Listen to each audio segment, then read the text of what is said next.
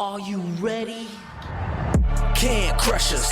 It don't really get no better than this the podcast that you're looking for if you're really heavy into wrestling. Hosted by the Mark. Energy that's so amazing. Gotta keep it entertaining. Rep the Can Crusher Nation. Yeah, you know what's going down in the ring. Lights out when you hit a ding ding. Knock 'em out like boom bada bing. Hold it down, you can crown me the king. Got a shout out to the Miz and Duke the Dumpster. We choke slamming everybody, power driving, hit 'em with a face buster. Yeah, this the show you need and it ain't no need for waiting. Mark, hold it down for the Can Crusher Nation. All about wrestling and keep it entertaining. Can Crushers Wrestling Podcast. Time to break 'em, let's go. Yeah. Can Crushers. Yeah. Can Crushers, let's go.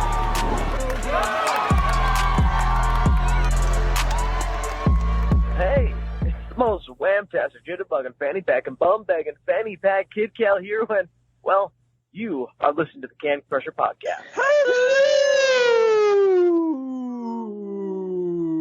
Welcome to Season 7, Episode Dos. Yeah, Season 7, first off. That's pretty fucking awesome. Fucking 7. Lucky number 7.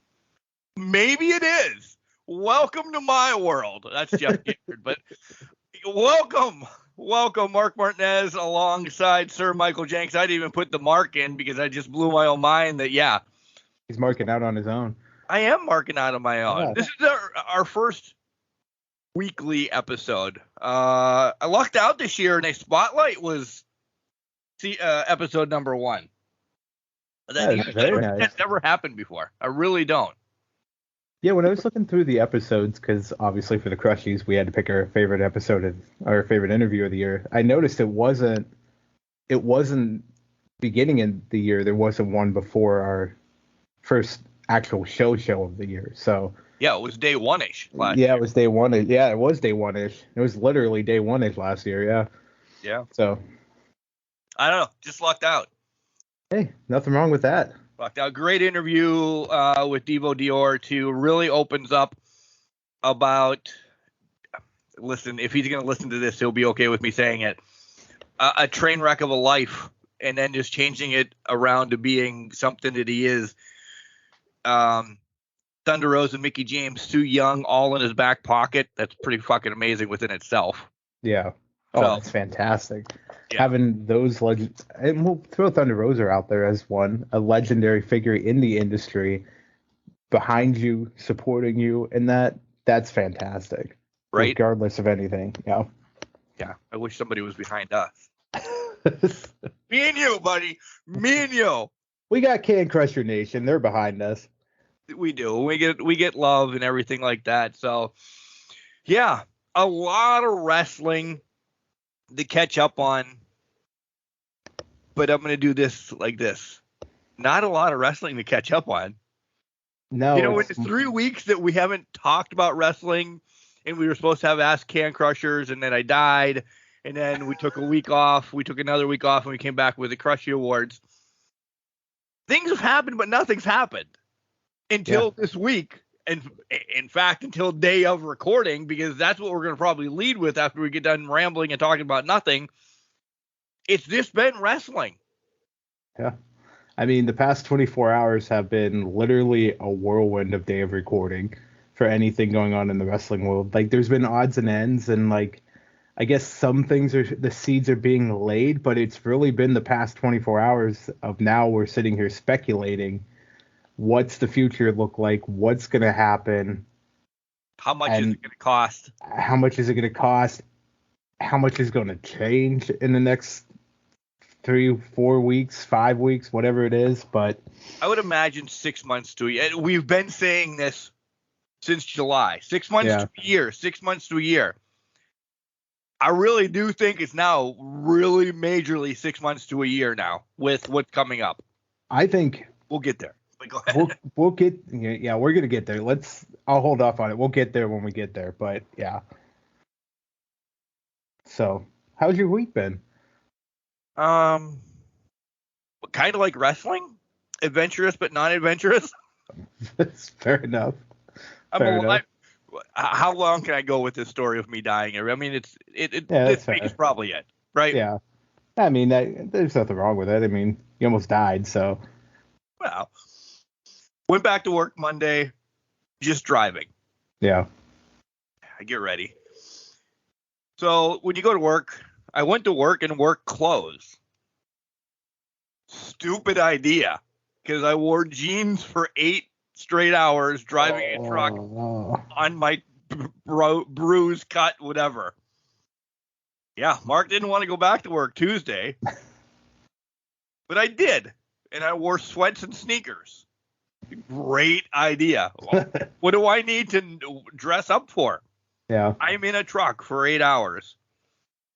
First day sucked because I was rubbing my wound. Second day, this isn't bad. Plus, it was raining and snowing, so I definitely didn't care about the Sorry, guys. Love you. Day 3, which is Wednesday, I'm now annoyed. Annoyed? Yeah. Why are you annoyed? I'd rather be doing something. Because now I'm just... It is Tuesday and Wednesday, longest days on the garbage route. Just everything was just... I want to be outside. Even if it was snowing and raining, I want to work. Yeah. It's just getting crappy. So Thursday is actually like one of our very public relation days that we have dogs that come out to see us. Grandma's come out. We get special treats. So at least on Thursday, I was in and out of the truck, waving, politicking, doing your thing. Yeah. Yeah. I was doing, so it was good. And then, as we're recording today, Friday, you guys all know that, whatever. I don't even need to say that anymore. A little bit of a lighter day, drove, and then dicked around. So yeah, it really, Monday I hurt myself because I can't wear jeans yet. I've come to terms with that. So I'm all right with it. And then Tuesday, Wednesday, just long days. I was like, ugh. Add basketball to Tuesday and Wednesday as well, so it was perfect along with all of it. But yeah, we're here. We're recording a podcast and talking wrestling. Well, you didn't have tournaments Tuesday, Wednesday, right? For basketball, it was just games. One game. Yeah. Well, that wasn't too bad then. Not too long a day. Now, did you go sweatpants to the games for that, or yep? Of course I did. Because nobody cares about the radio guys at high school basketball games. Sometimes the radio guy is there, which is even better. Fair enough. And you? My life has been sinus problems and drainage for the last week. So Friday, because it's 60 degrees up here, it goes from -2 to 60 on Friday. 10 minutes of being outside, everything, allergies click on. Oh, it's springtime. Let's flow the drainage out, basically. Yep. Not to get too graphic for you guys, but it was coming down. So then I'm like, well, this is great. So that Saturday, Sunday, dealing with that. Monday, I was going to meet up with a girlfriend. I was in a bad way. She wanted nothing to do with me, but she also had a migraine and she had her own issues going on. So we're like, we're just staying apart. We'll see each other this weekend. We'll punt the ball on it. Tuesday, first day back at work since I took holiday. That was fun, I guess. I don't know. Wasn't that great. Fun? I say that with heavy sarcasm, lack of better terms talking about it. But it was mostly BSing, bullshitting the whole time with people and just kind of getting back in the groove. Look at this sweatshirt I got. Look at this. Oh my God. Look at this. I'm glad somebody brought in a plethora of cookies and muffins and shit for people to eat. It was fantastic. At least I took advantage of that. Wednesday was still in the office, but I was just draining horribly Wednesday. I had to leave early because I'm like, this is too much. I'll go work from home for the rest of the day, but I'm literally hacking along trying to talk to people. I'm like, you people think I have COVID, so I'm getting the hell out of here right now. So thankfully not COVID. We're good. But Thursday, Friday, I was home. Nothing really of substance, just busy the whole day. Seemed to be drying up a little bit more from all the allergies and that, but it's also snowing outside and trying to turn it back into winter. So trying to be winter again. Trying to be winter again. So it's like, all right, whatever. I also had the niece over yesterday, so we're hanging out playing video games for the night. She's old enough now. She's playing horror video games. We were playing Little Nightmares. I don't know if you guys have. I think some of you guys have heard of it or played it. But it's more creepy and more atmospheric, like horror instead of jump scares and things of that nature. So, and it's got some. Downloaded this weekend. I think you wouldn't mind it. It's that anticipation type scare. Like it's such an eerie atmosphere that's what gets your suspense going and your anxiety going, and you're like, oh my god, what are we gonna run into next? But creepy ass imagery for sure. But worthwhile to play. I'm enjoying it. I enjoyed watching her freak the fuck out every turn, every time some character came on to chase you. Exactly, because they'd come after you, and you're this little person trying to run away from them, like a little child trying to run away and all that stuff. It's creepy as shit. I'm probably describing it horribly for those that have played it in Can Crusher Nation, but nonetheless, we had a great time last night. So that's been my week, is just doing that and listening and waiting hand and foot on Miss Bailey as she conquers the homestead one day at a time. Doggos. Ugh. We could have a whole podcast on doggos. This doggo is so stubborn, okay? I have treats that I bought her for Christmas that she will not touch unless I physically say, give that back, and then she runs after it and picks it up off the ground and runs away with it to eat it. What? Seriously. It's a whole game. Like, she has ones that she liked, she'll eat them, but now we're down to the ones she doesn't really like as much. She loved them at first, but now she's leaving them around the house. I'm like, okay, now we need to make sure you eat these. So I'm like, I pick one up, I give it to her, she'll take it, and I give it back, and then she starts sprinting off. So then I have to chase her for a little bit, and she'll go somewhere and eat it all. And I'm like, okay, thank God you're at least eating that now. So she's being extra this week. Process. It is process. Throw the treats away. I know, not even because I just leave them around the house until one of them eats them hours later. Kelly got, for Christmas, they got a gingerbread house, and clearly you guys can't see it, but I'm showing Jenks, 4x4 treats of gingerbread men, houses, whatever. Christmas morning, if I would have dumped the box out, they would have eaten them and been stupid, fat, and just loved it. Now Miggy just headbutts them, takes his nose, wants nothing to do with them. Max puts it in his mouth, brings it either in the living room or upstairs and drops it.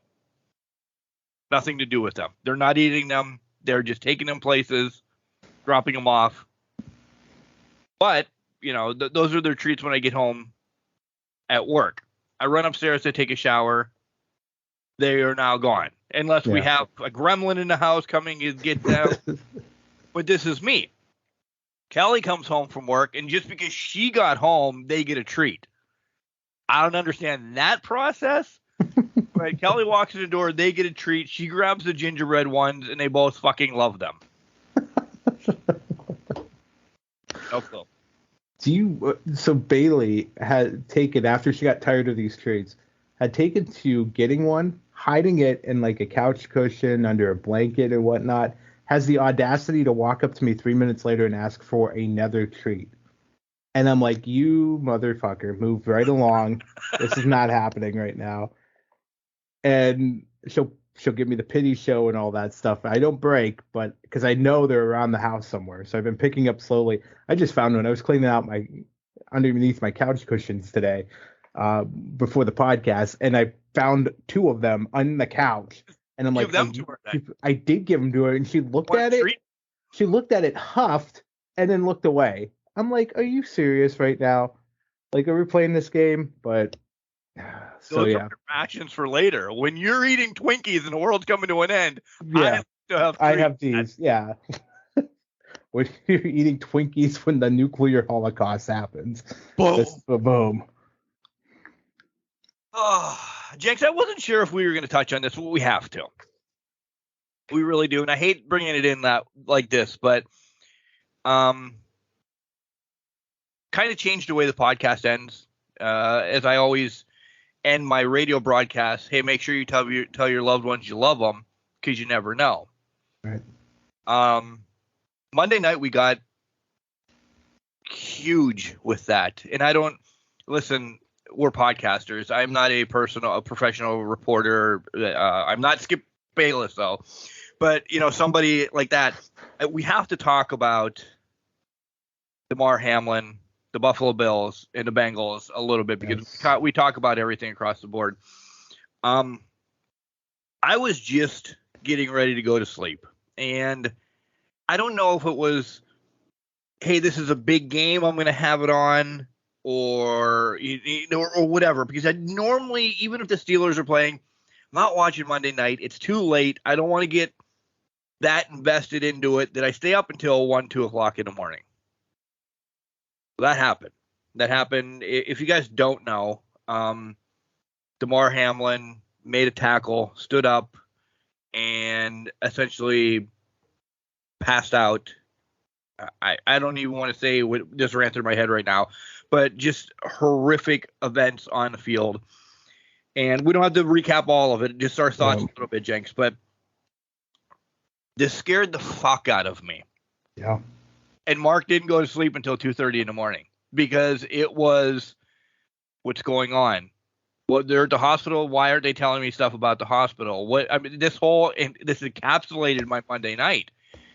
And as we record Friday, words are, he's reached out. He's awake, and he's, talking to his family and FaceTiming players and everything. Jenks, for 9 minutes in Cincinnati, he was dead on a football field. Yeah. Thoughts, prayers. Listen, if we lose people because of this, goodbye, I don't need you. God was with him and saved this young man's life. This was unbelievable that 9 minutes on the field, essentially in Cincinnati, dead, and 4 days later, he's FaceTiming Josh Allen saying, man, I love you. Did we win the game? Yeah. 1 second. God bless you. Thank you.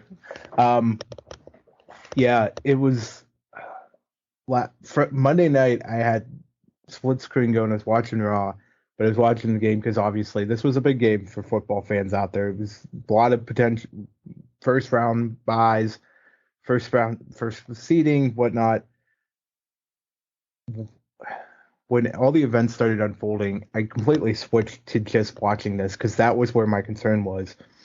And the emotion that was pouring out on the field, you knew this was not just a normal situation that was going on. I wouldn't suggest going to look up any videos of it if you don't know what's going on. There's no reason to. And for the sake of that young man, don't even do it. It's not even worth it. But it was heart-wrenching to see. And you're right, there was some miracle, some act of God or something happened that night where, for being dead for 9 minutes, he's seemingly waking up perfectly decent, not in great shape obviously right now, he's still in the ICU and whatnot, but he's starting to look healthy, and he's on a path to recovery just 4 days after that happened. And it really speaks volumes, whether you believe in prayer, whether you believe in happenstance, you believe it's fate, whatever you believe in. This was, in its own right, just a miracle that he survived what had occurred. Because, I was watching a TikTok today that was not joking around about it, but basically saying that this situation, when it occurs, if there's nobody that knows CPR or knows how to use an AED around you, when this kind of thing happens, you're gone. There's nothing bringing you back. So I want to give props out to the training staff. This is the importance of having a staff that knows what's going on, knows what to do, knows how to respond, not just in physical, like knee injuries and whatnot, but in times of life and death. Because that overall is the biggest thing ever, as Bailey squeaks her toy. But it's a miracle that he was talking to people. And I got to just say, the outpouring of support, not only from players, from coaches, but fans and everything around this is just unbelievable how a community can unite. His foundation, it's a nation. It's a nation. It's a legit nation, not even a community this time. Exactly. Yeah, you're exactly right. Yeah, his foundation was coming in with like $25,000 that day. It was only supposed to get. He was looking for 2,500 that day, and now it's over 6 million in contributions.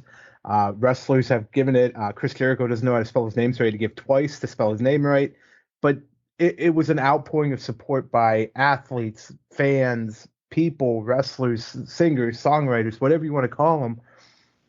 People united, and a nation can unite under one cause. Yes, it's one individual, and it's on a grand stage, and people can say, well, why aren't they doing that more often?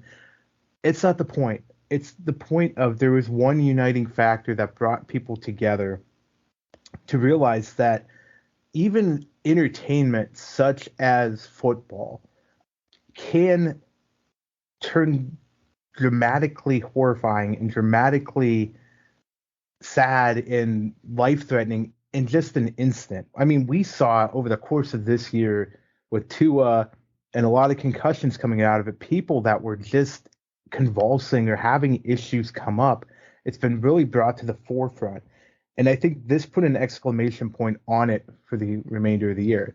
But I'll bring it back to wrestling. You know, I liken this whole scenario to when Lawler had that heart attack live on air. Whether it's not the same, but it was still a heart attack. It was still based off of his actions in the ring. Something happened to him in the ring that made him just collapse at the desk, and they had to bring him back. It was an eerie reminder of how I think all of us wrestling fans felt that night 10 years ago when that happened. But on a grander stage, a lot of people had not experienced anything like this on live TV ever. And listening to, Keyshawn, J. Will, and Max on ESPN, or Greeny, or, other ones that were just talking about the experience. The experience is the wrong word. Right. The event, and then not worried about the game. They were just talking about Hamlin and his fight for life. I just brain blocked myself.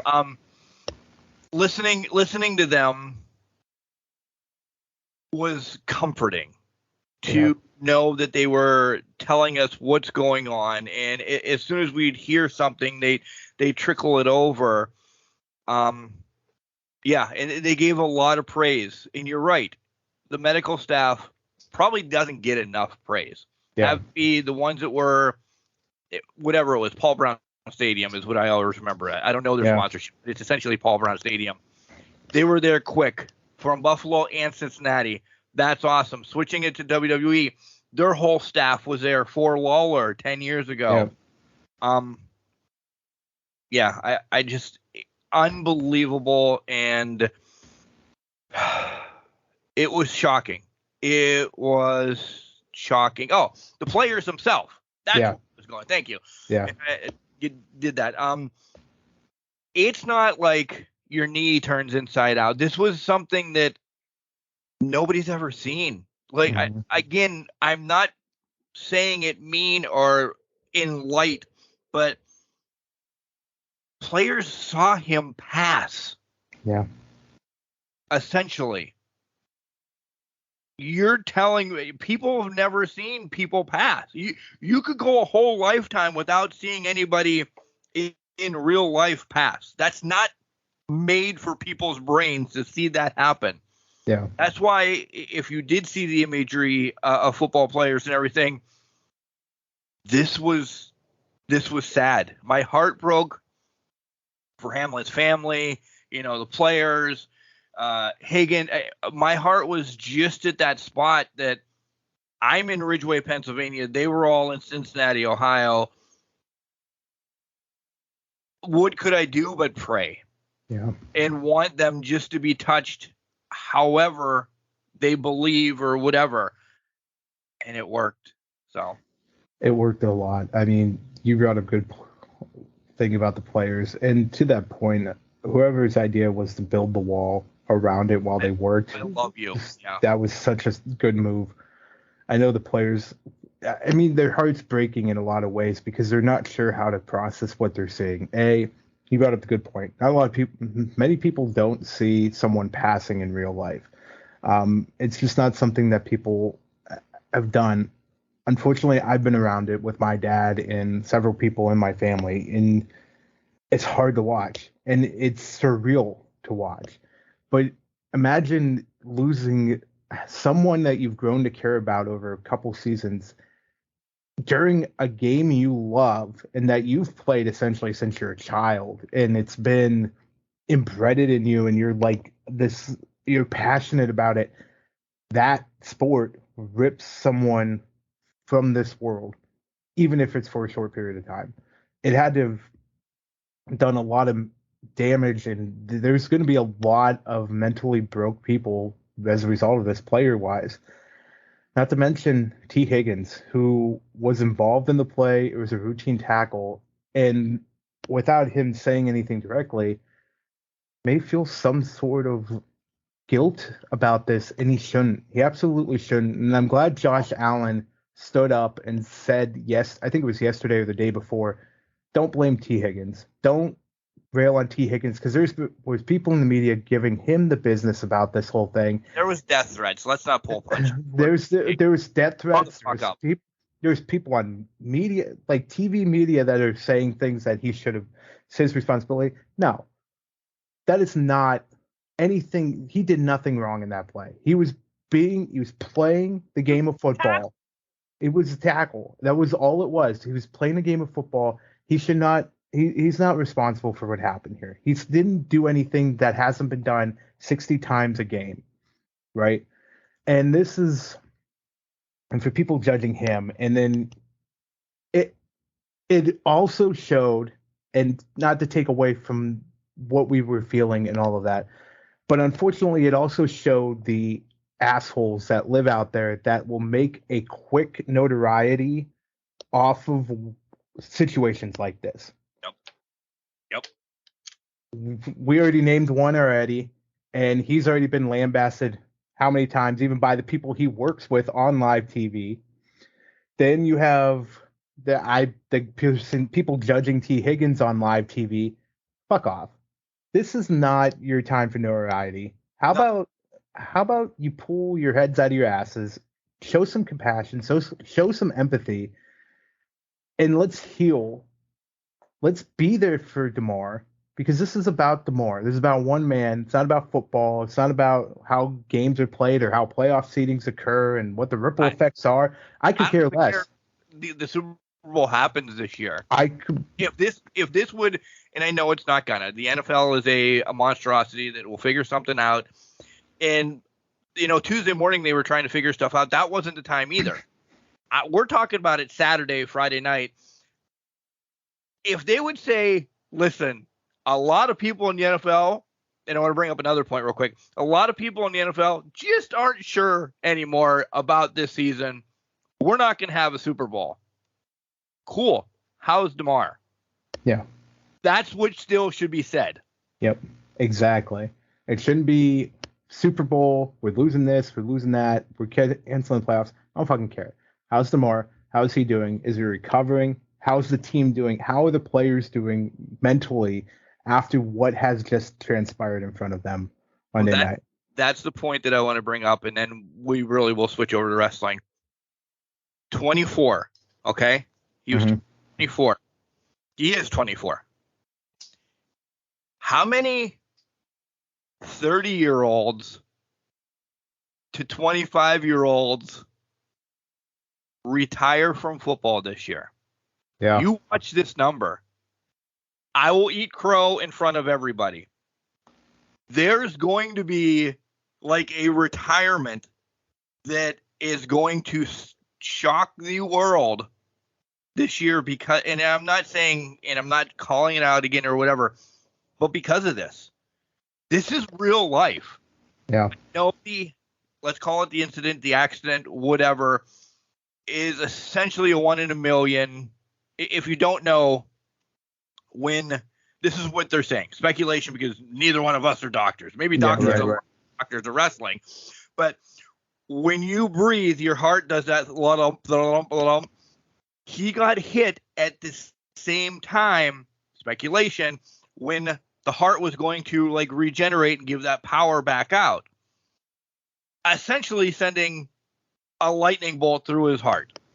Boom. Enough energy to stand up and pass out. That's what happened, speculatively. More may have come out since we recorded, whatever. But that's essentially what happened. There's a 1 in a million, 1 in a quadrillion, because look how many times people get hit in football. Yeah. It just happened. But if it happened once, there is now probability, and I hate to say it like this, that it could happen again. Mm-hmm. And it, it's out there. I think we get a little bit of football players saying, I have a family, man. I love this sport. It has given me $20 million for the 2 years that I have played on this 5-year contract. If I'm smart with it, I can live off of that. I can enjoy my family. I can see my kids grow up. This isn't worth it. I can go be I'm not poking fun, but I can go be a janitor at Walmart or something like that and make this lifestyle so I have a family. That play, that event, that everything will change football. Will have an effect on retirements and everything all year. Well, yeah, I mean, not this event, the concussions that have come out this year, because they've seemed to be a lot more severe than they have in the past. And let's be honest, the trend has been going on for several years. You've seen 1 or 2 that are mid to late 20s, early 30s, prime age of football. Prime ages for football. Say, I'm done. I don't want to do this anymore. I either have too many concussions happening. I don't like the risk of it. What could happen? There's a multitude of things, but they're doing that because they want to preserve their life, because there is a life outside of football. A lot of these guys that have gone into communications or are now working at ESPN, the NFL Network, and doing things of that nature, they've proven that you can do more outside of football in a great mental capacity. You can even go to Nate Burleson and Michael Strahan, who have outstretched from not only doing Sunday football pregame, postgame shows, but also doing the morning shows on ABC and CBS. Yeah, exactly. And people are seeing there is a life outside of football. And if you're smart with what you're doing, you can do a lot with it. Now, of course, there's going to be those guys that like to live on that lifestyle of money everywhere and let it rain in. That's perfectly fine. Do what you do best. And if you want to play, play. But you are right, Mark. There's a lot of people that are very family focused and very family centric. And once they start having those little kids running around or want to start that family, they're going to realize that football is really secondary and they want to be more involved in their lives and be able to survive and be around until later in life, 60s, 70s, because there's also too many people that have just died by either taking their lives or doing other things because of injuries that have CTE because of football. Yeah, it's going to happen. One more quick question about this. Yeah. Would you be okay if we were watching, and I'm going to say one of the biggest names, Tom Brady, and I'm going to put an all-star team together. Tom Brady, Calvin Johnson, Barry Sanders, and I don't know, Rod Woodson in their prime playing flag football? I'd love it. I'd watch. Why not? Right? Yeah. Listen, everybody loves defense. Everybody likes a big sack, but the big sacks are going away anymore. This isn't the day of Mark Gastineau, destroying people. Yeah. Philip Sims or whatever. This isn't Sean Taylor destroying a punter in a Pro Bowl game. Those aren't happening anymore. No. So why can't we make it 7-on-7 And I know it's going to cut jobs, and I understand that, but you could have more teams. The defense is going away anyway. Why can't we have all-star teams playing flag football? Football, yeah. I mean, look at the Pro Bowl now. That's essentially what Pro Bowl is. It's a skills competition, and which I for it, by the way. I am too. I was going to say, I used to love watching the skills competitions when I was younger. Brett Favre, Peyton Manning challenge. Yeah, the big who can throw the farthest. Essentially, it's you're basically putting your pride and your dignity and who's got the biggest dick out here throwing balls down the field, hoping for the best. That's what it was. It was just a competition to say who's packing more. And Nissan Passat. You get a fucking Nissan Passat, and all you're doing is like, well, I got to beat Brett Favre to throw the longest fucking ball. And that was fun. It was exciting. I loved them chalking up the footballs, throwing them downfield, hitting targets and shit. I would love if they go back to that. I think that's what the Pro Bowl should be. I agree. Honestly, and I'm glad it's moving towards that direction. So, yeah, I would be fine with flag football. It is what it is. I mean, I get it. You're not gonna get as many. The fans might dwindle down a bit, and you'll probably get some people being a little BSing about it and like not happy about it. But at the end of the fucking day, I'd watch prime athletes go play flag football and I would fucking pull off some amazing moves, because they can still do amazing moves during flag football. I mean, almost more so. Oh yeah, they don't have pads. They're not restricted. It's going to be fun. I'm a strong component. Literally last thing, and then we're trickling over to the big news, the breaking news. I'm a strong component. And I wrote this thesis when I was in college. I don't think kids should play tackle football until you're minimally being high school. And the English professor, past host, guest host, co-host, whatever the fuck I'm trying to say, supports that. Son wanted to play. Son plays flag football, is having a time of his life. Yeah. So tackling at the age of, if I'm going to lose anybody, it's going to be down in Texas and Alabama and everything, probably, Jenks. Our numbers may be dwindling down there. But what is it, Pop Warner football at the age of 6, showing them how to hit? No. CTE starts young. I'm going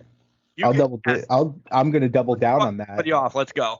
I'll double down, and then we'll just piss them all off. I've already told Kimberly, my girlfriend, when the time is coming, because I see the future with her, I'll say it on the podcast. What? Didn't say anything about anything committing yet, but I see a future. I see a future with you. I know. Yeah, me and you, we're committed. We're committed here. We're committed podcast hosts in this. But I said to her, in the future, if we decide to have kids, which it's looking like when, they're not playing football. They will never play football. I went through that. I played football until my freshman year, beginning of sophomore year of high school. Could not do it anymore because of the ankle injuries that I've sustained during it, and I've had issues with that the rest of my life. There's several probably concussions that I've had that were not diagnosed. And I know I'm feeling and seeing the ramifications. And I can point to different areas on my head where I feel cracks in my skull. That's how bad they are, and I know it came from football. I wasn't getting hit on the head like with shape pans or chairs with my hands tied behind my back like Mick Foley. It was from football. Right. So it's there. So I've already said they're not playing football. I mean, at high school, it's a different story. If they want to, they're younger, they're teenagers. They can make their own choices a little more, but they need to be informed about it. They have to be able to be informed and make those choices on their own. You still have to sign off on it. I still have to sign off on it, and they have to have a very good reason why they think this is the best path forward for them. There's baseball, there's soccer, there's basketball. You can do any other sport. Listen, and also have injuries as well. We're not. Yeah, we're not saying that, but soccer is very head injury too. That's very true, and you're hitting ball off your head 95% of the time if you're not kicking it. So, but it's not as physical and demanding as what football is. Agreed. Every sport has its own ups and downs. Injuries, ups and downs, and all of that stuff. But yeah. Moving on. Moving on. It has to be a tough cut. Moving on. Yep. By the way, studio has new TV, new Wi-Fi. Whole house has all of that as well. Fixing Ethan's funny story. We talk about concussions. Fixing Ethan's whole room up and everything. Ethan, hold this. What? Boom. Computer monitor right on the fucking head. Are you serious? Yeah. The other day. Instant blurriness on the right side. So Jenks, I swear, I know they say, if you have 13, you could die or something. I have 5 documented concussions. I don't know because, listen, we both played the age of sports. Fucking wipe some dirt on it, get back in. Yep. So I don't know when the documented concussion started, but it wasn't when I was 8 falling off of, whatever, back in grandma's house. So Ethan dropped his TV on my head the other day. Whole right side blurry. Just the whole idea of like, oh my God, this is so bright. So I'm walking around the house like a pirate for a day and a half. Yeah. I definitely gave myself a mild concussion the other day. I found out I can put up Christmas lights in the dark without banging my head off of a tree, but I can't do it in the daylight. And like I have glasses on, I can see better in the daylight, but somehow, some way, I always find a way to just raise my head up on the tree outside my house and go poof. And then I'm like stunned for a second. But like when I put my Christmas decorations up at nighttime, nothing. Didn't hit a branch, didn't do anything. I was like, holy shit, this is what it feels like not to crack your head off this fucking tree for once. 1 o'clock in the morning, I'm putting my Christmas decorations up from now on. It was literally that. I'm just going to do work outside at night. Mowing the grass. I'm going to put up the inflatables so they light up my yard, and then I can go do it. That. All right, stop. 45 minutes in. Let's get into this. Jenks, no chance in hell that Vince McMahon says, I'm staying away from wrestling. Fuck. I just was hoping. I can't say I'm surprised by this whole fucking turn of events. And can I also say I don't believe a goddamn word that he's saying about not forcing his way back into the company deeper. Listen, we are an hour away from SmackDown being on TV as we're recording. The day that he said he was retiring, he came on and said, John fucking Cena's coming in 3 weeks or whatever. See you later. You don't tell me. I don't give a shit if he was in Stamford, Connecticut or Nome, Alaska. When they made the announcement at 3 o'clock or whatever, he was going to Memphis. Don't they have private planes? Can't they get there in time? Ba-da-da-da-da. Yeah. If he's not there tonight, I would be shocked. He's got to be backstage somewhere. Even if it's not by now, by the end of the night. Nothing. I can't say I'm surprised by any of this. Not at all. We knew this was. I think the biggest surprise is that he's playing it up as, and I'm laughing because I was checking Twitter to see if anything came up, and there's a clip of Randy Orton punting Vince McMahon in the head, and that's the only thing on this caption. But I lost my entire train of this fucking punt got me. But anyways, it's being said it's for the sale of the company potentially, which is fine. But one of the reports that I read about what happened at the all hands meeting that happened this afternoon is that they didn't even have potential suitors lined up, which to me is wild, because if it's about a sale, people who have basically said, hey, until last year's exactly probably to this day podcast, we were saying Disney, Peacock, The Undertaker. We were just throwing names out there. We know who's going to buy it. Not verbatim, but right. Seriously, and we knew, and there was another report that Saudi's involved. Well, you had them done; they were in there. The only people that are involved in this are big companies. big Ames people, is just coming back. Ames is not buying this yet. Yeah, no way they're buying this Are yet. you excited Ames is coming back? Did you ever shop at an Ames, or was it gone before you went?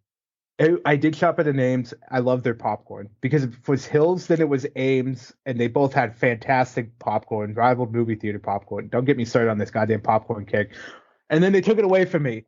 But anyways, no, Ames could. Yeah, you're right. Ames couldn't fucking buy it. Walmart, Sam Walton, or whatever the hell his name is, that owns Walmart and Sam's Club, could buy it. Right. The suitors are out there. But now we need to know how this is going to all shake out.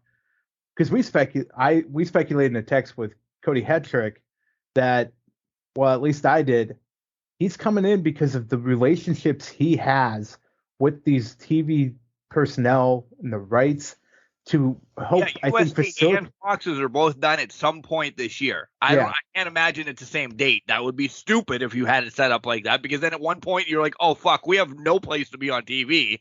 Well, exactly. I think though at this point it's, how do you sell? I think I'm going to predict now all TV rights are sold as a package deal. I don't think this is split up. I think if you're going to look at, is it Disney, Fox, which Disney owns Fox, ESPN, ABC, all that stuff. Right. Are they buying it? Is it going to be Peacock, NBC Universal? Are they buying it? Who is, unfortunately, maybe a Saudi person could buy USA is not buying this. If anybody's going to be out of this picture faster than anything else, I don't imagine USA Network. Who owns USA Network? You don't have to look it up. I already know. It's NBC Universal, so it's NBC. It's Peacock. So they're involved by the necessity of their associated with the company. So yeah, I mean USA is only there to be a channel where they keep Raw on, basically, at this point. CSI. And CSI and whatever else, the Harry Potter marathon that they run every Thanksgiving. But man, I really am hoping this is only for the sale, because if this starts dominoing to Vince McMahon becoming creative, because he can just pull that trigger whenever he wants. Dude, it's WrestleMania season. It's WrestleMania. He's probably not gonna pull a trigger during WrestleMania season. He could after, though. And if he does, I can't guarantee I'm sticking around for that. I'm being honest. Well, that's the thing. Like, I've also read, and I'm glad we read different things. Yeah. There's people in WWE right now that says, if Vince is back full bore, I'm out the fucking door. Yep. And I don't know. I understand, yes. He owns 80% of the B market share, which is mostly everything anyway.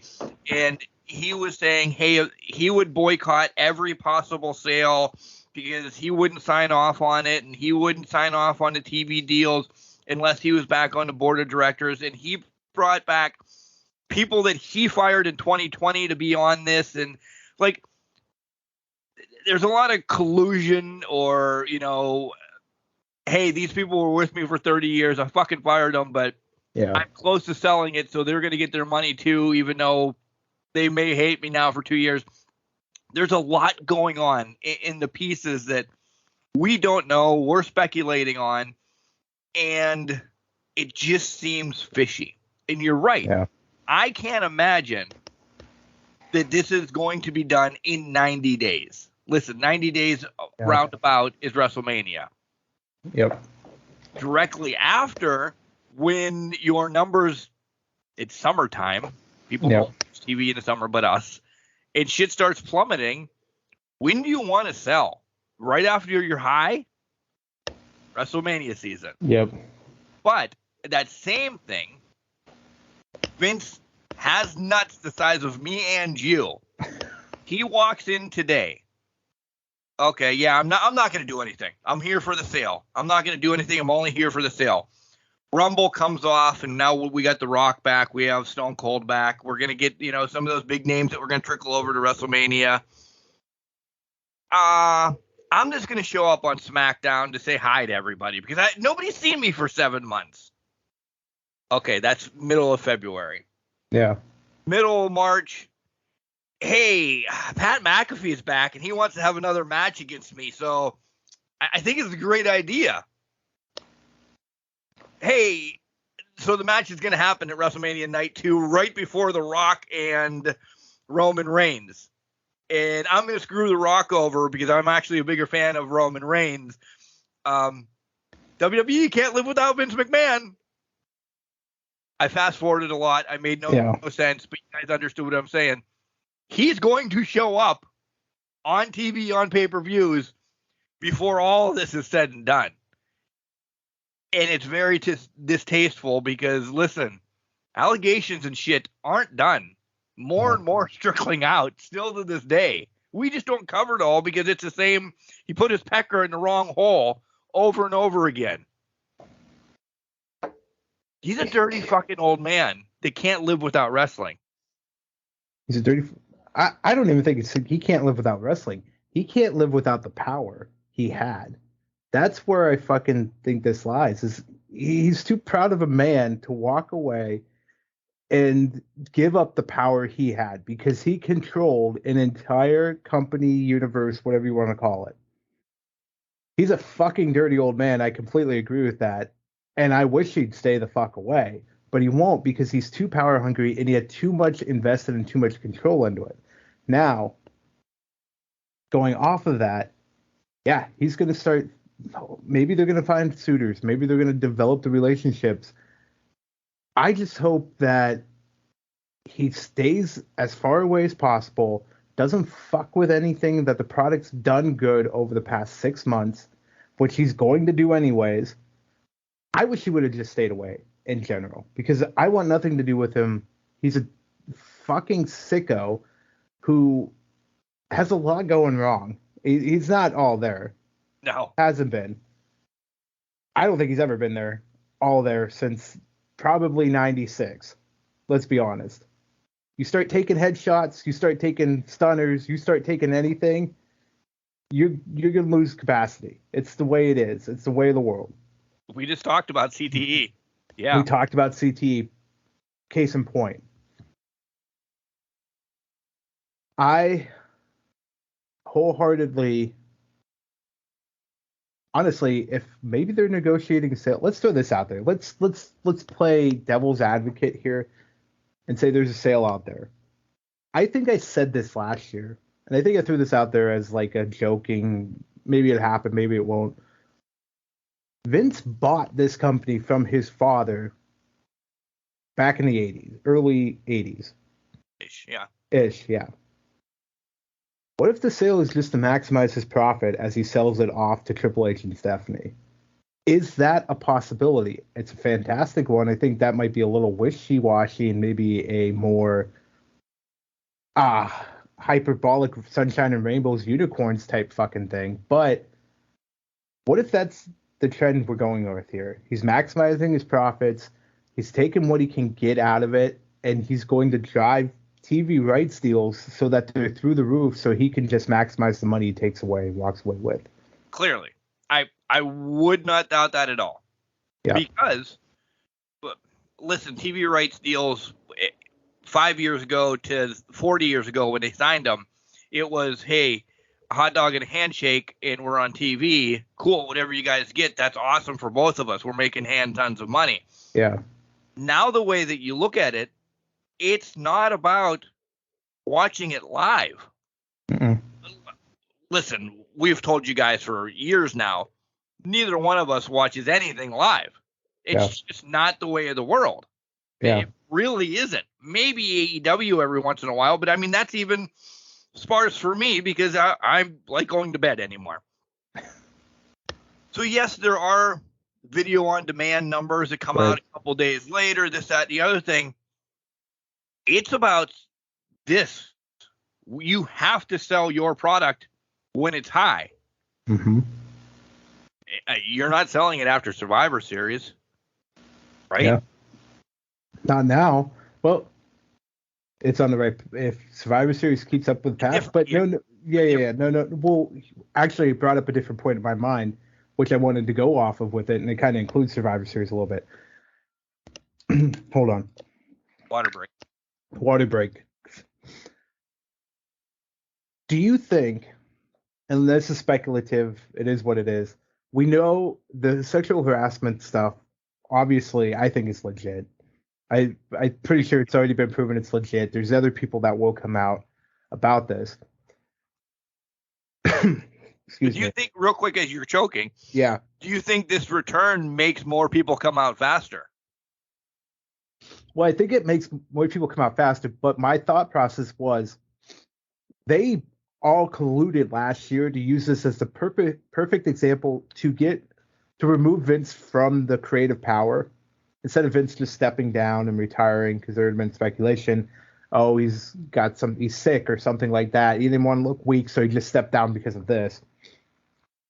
What if they colluded for him to step down? The product then obviously starts getting better because Triple H is involved. Fans like it. They're starting to watch more and more of it, taking it on that up. Huh? Are you telling me we're getting worked? I think they worked it so that I don't think we're getting worked. I think they are working whoever their potential suitors are, because now you're grooming the product to raise its numbers, its viewership numbers higher and higher, because wrestling fans are like, Vince is gone. Triple H is doing amazing things. We said 6 months is going to be the whole Paul Levesque show at this point, and it is. And now, what are we doing? We're making sure we're watching Raw every week. We're watching SmackDown every week. It's not, oh my God, what kind of stupid Austin Theory shit are they going to do? Are they going to marry the 24/7 title again? And what the fuck are they doing? It's now, we have coherent storylines. We have people debuting, coming back. We have, long-term wrestling shortly.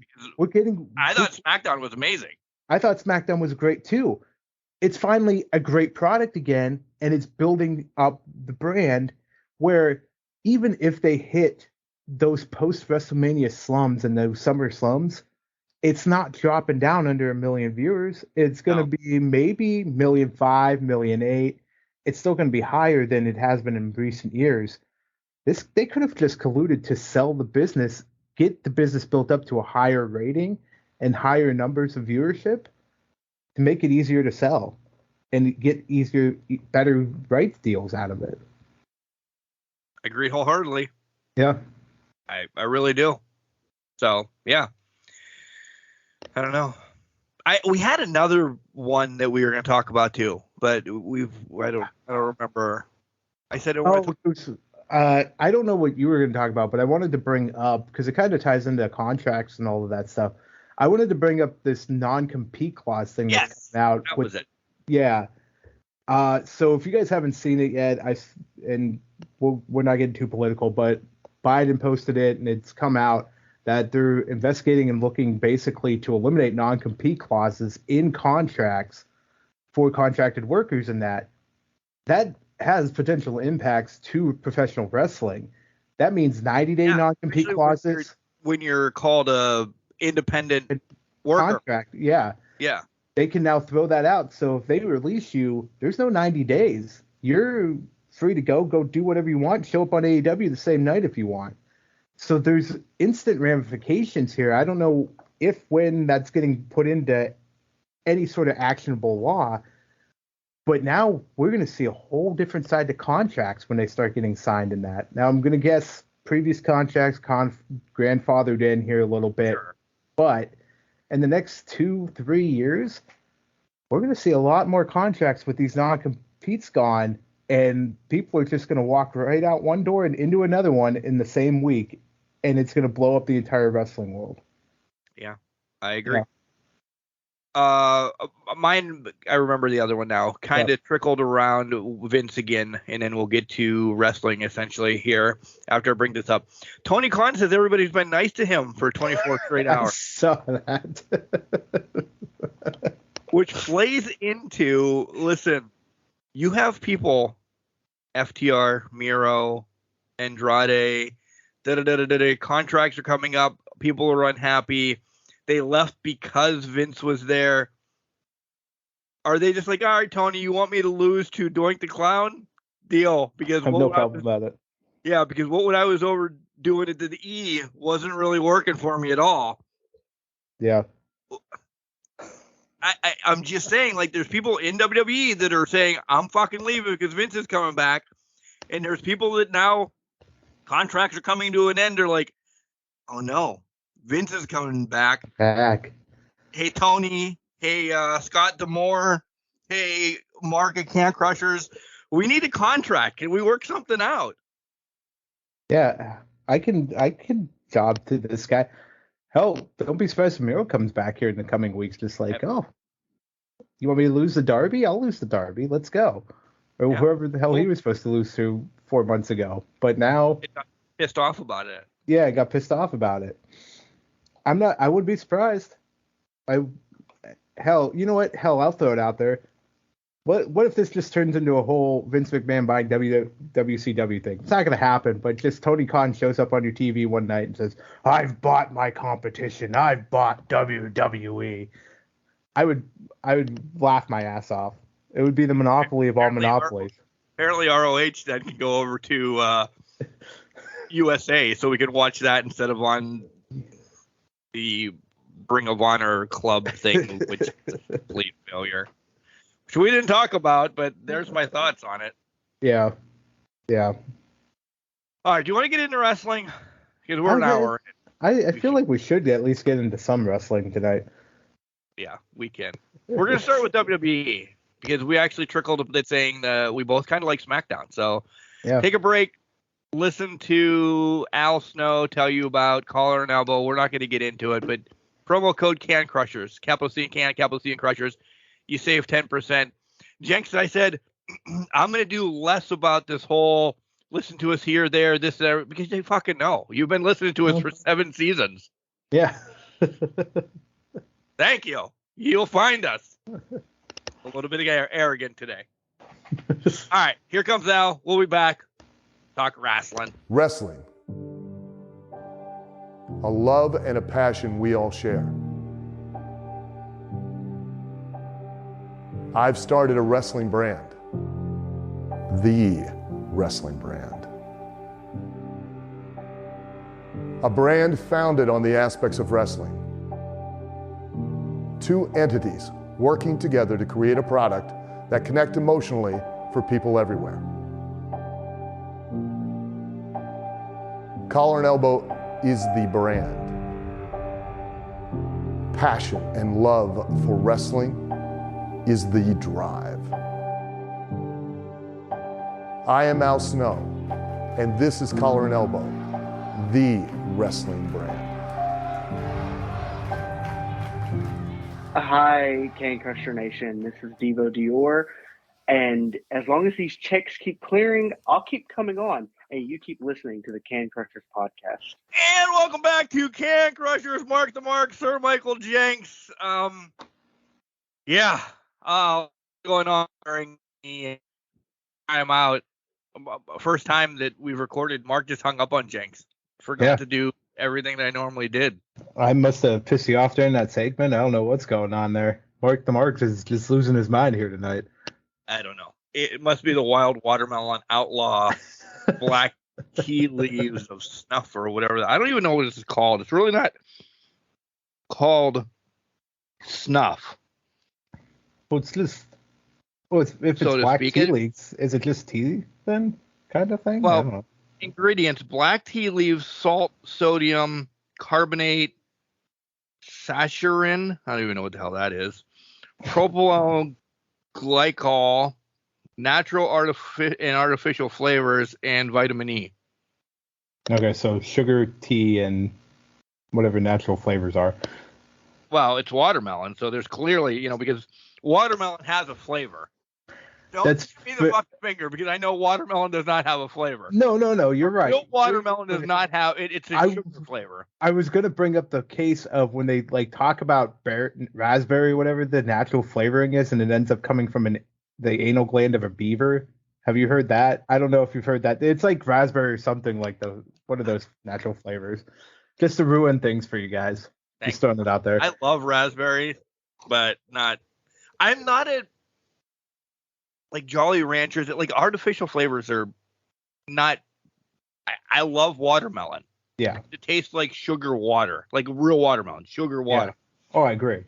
Blueberries don't taste anything like blueberry Kool-Aid. Nothing. a grape doesn't taste purple. And if you don't say, wait, what? Tell me I'm wrong that anything grape tastes purple. Oh, I completely agree. Because it tastes purple. Don't have a taste. Yeah. Purple is a taste, guys, and it's grape flavored shit. That's all it is. I completely agree with that. Yeah. Lemon is yellow. But yep. Smackdown. First and foremost, let me just say, this has probably been, in the weeks that we were off and all of this has been one of the best Smackdowns I've seen in a long time. Not even just the weeks that we were off. In a long time. Fed by Bray to Sheamus and Solo to holy fucking shit, we'll get to that. Yeah. To the Bloodline and then Cena. Fucking Cena. Hello. It's running on all cylinders, and it doesn't seem to be. Follow it up with Raw. Raw was back to. It was good, but it was still 3 hours. What do you mean? It gave us the most classic Dominic Mysterio vignette that I think we have ever seen. By the way, congratulations, Dom. I don't know why they made this big announcement. Cool, I understand. Yes, you are really not going out with mommy, but.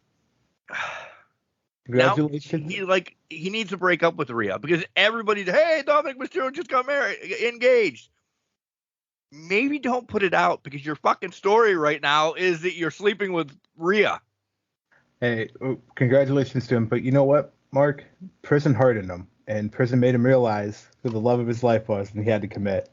So. Bray starts the show on SmackDown. Skip over that. Bray starts the show on SmackDown. And I loved that he started the show. Yeah. But same aspect, I'm tired of him. Hey, I'm sorry. I'm happy. I'm good. Get in the fucking ring and do something. It's been 6 months now, dude. Get in the ring and do something. LA Knight comes out, says kind of the same thing I just said. Howdy comes out and then decimates Bray and walks away. Yeah. What do we have going on here? I don't know, to be honest, because good. I think the pitch black match obviously brings a lot of mysterious nature to it. It's honestly, the name of the show should be "What the Hell Just Happened," to be honest, because that's been this week. But it's been such a turning road for this, and thank God he finally wrestled in Madison Square Garden on Monday. But I have to believe this pitch black match, because he's just not doing wrestling right now, is more or less to hide some of the rust that he might be feeling and whatnot. But Howdy Sister Abigailing him, that was intriguing for what it was. What games are they playing now? What games are they going to go forward with? It's like almost like LA Knight is the third wheel in this whole storyline, and he's just there to have a high profile match, which there's nothing wrong with that. LA Knight should be shot to the moon and be in this upper mid card kind of thing. Agreed. But he's almost like the third wheel to this whole storyline that we're building towards with Bray and now Uncle Howdy and events that transpired on Raw Monday night. We'll get to that when we get to it. What is the intricate game we're playing here with all these tiny little spider webs getting shot out and lines being drawn here? It's to engulf 2023 with Bray. It could be. The storyline does. There's a million fucking people attached to this. Now we're talking wrestling, so I'm ready to go. Yeah. There's a million people attached to this storyline. Yeah. This doesn't need to be over. He doesn't need to be, Bray needs to be for a title. Bray needs to this. Bray. If Bray's going to wrestle once a month, pay-per-views or whatever, tell stories, every 3 weeks on TV, this has legs. Mm-hmm. We just don't know the legs or how many. Is it a person? Is it a four-legged animal? Is it a spider? Is it a millipede? How many legs are part of this story, essentially? Yeah. What threads are we going to create? Because let's be honest, the past 4 to what is it, 6 months, whatever it was, since he's come back, they've been pulling these threads, creating these legs, creating everything so that they have now a year-long plan for Bray going forward. And you're right. And people may hate me for this, but he's become almost like the Undertaker figure of the early 90s, where he didn't need to be around the title picture. He just had to be a presence that was there. And it was a dark presence that would take on. Now he's not taking on big guys all the time and fighting Yokozuna and Kamala, whatever you want to say. But he's fighting guys when he wants to, because he just has to show up to be the ever-loving dark presence that's around it. It's the intrigue.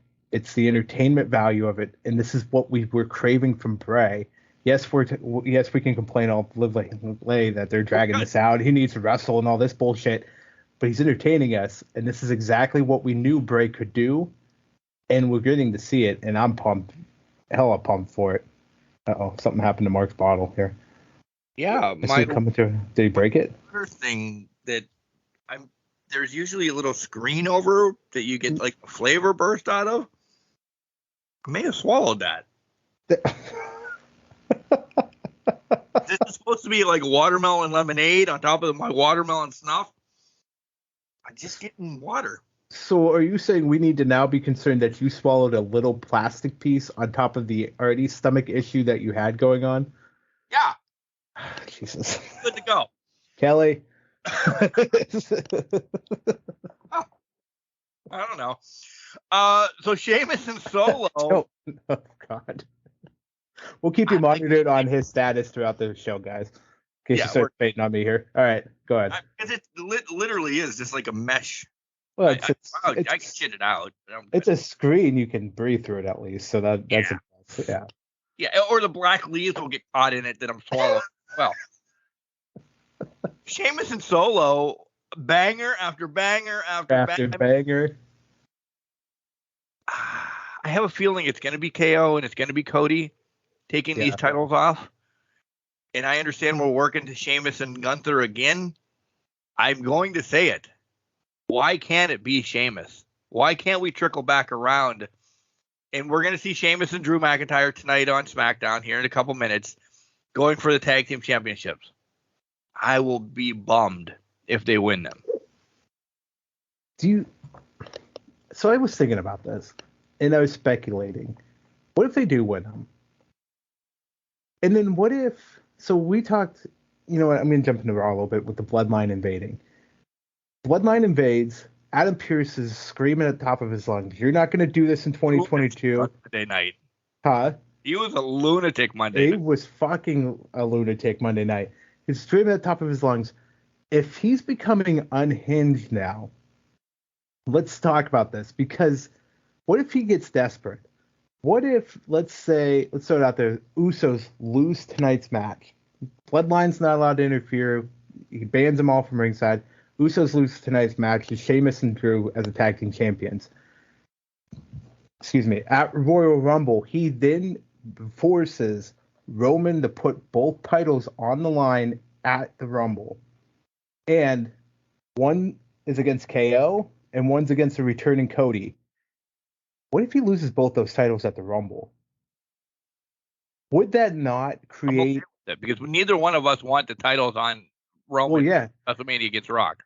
Exactly. It frees up Roman versus Rock, and then Rock comes out, has the big moment at the end of the night. KO, Sammy is now set up. Maybe they just don't combine them together. Maybe they just put KO and Sammy facing each other for the WWE title at WrestleMania Night 1.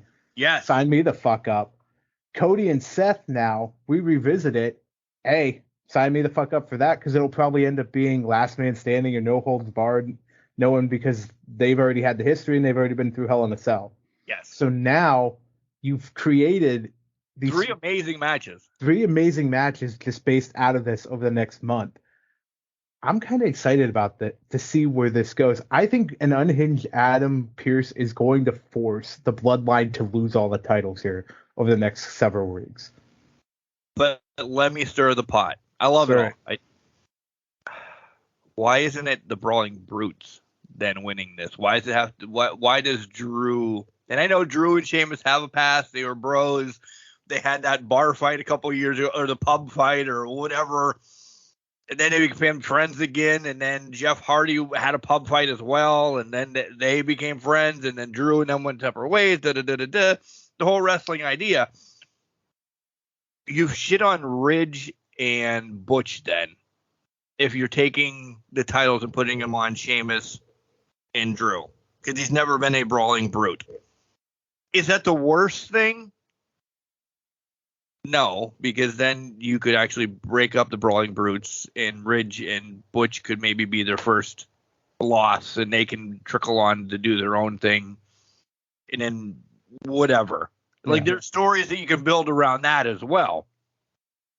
But if you're looking at it too, like, right now, I'll be like, what the fuck did the Brawling Brutes have to do with any of this then? Why did Sheamus need to be with these two schlodes? Because they do look like schlodes right off the bat then. Yeah. I mean, the only thing I can consider is the Usos have held the titles for such a long period of time that it's going to take two iconic people. Two main event level status people to come together to take it off of them. And to be honest, it's not like they're throwing these two guys together. There's history, they're friends. It finally makes sense instead of throwing like two random fucking people together and calling them tag team champions.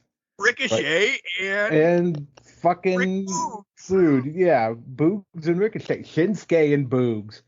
Let's go back. Let's take it there. It makes all the sense in the world to do it with those guys. Again, I'm not certain that's probably not going to happen tonight. They probably have a game plan. It's probably involving KO and Sammy, but hell, man, that would be. You brought up though. I do too. It has money written all over him. Triple H knows Sammy and KO, the chemistry, the history. Hell, yeah, from ROH, by the way. From ROH. Can you ask Tony, hey, can we borrow some footage of El Generico and Kevin Steen for a couple of weeks? Honestly, he probably would. I mean, it's only sitting in the library. They've done it before. Yeah. So why not?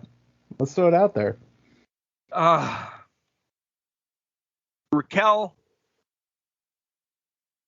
is getting wasted. Agreed. She's now 0-2. Listen, don't get me wrong. I loved what happened in all of this. Raquel is getting wasted. 0-2 now against Ronda in title matches. This one, at least, there was the gimmick. Her arm hurt. Crazy.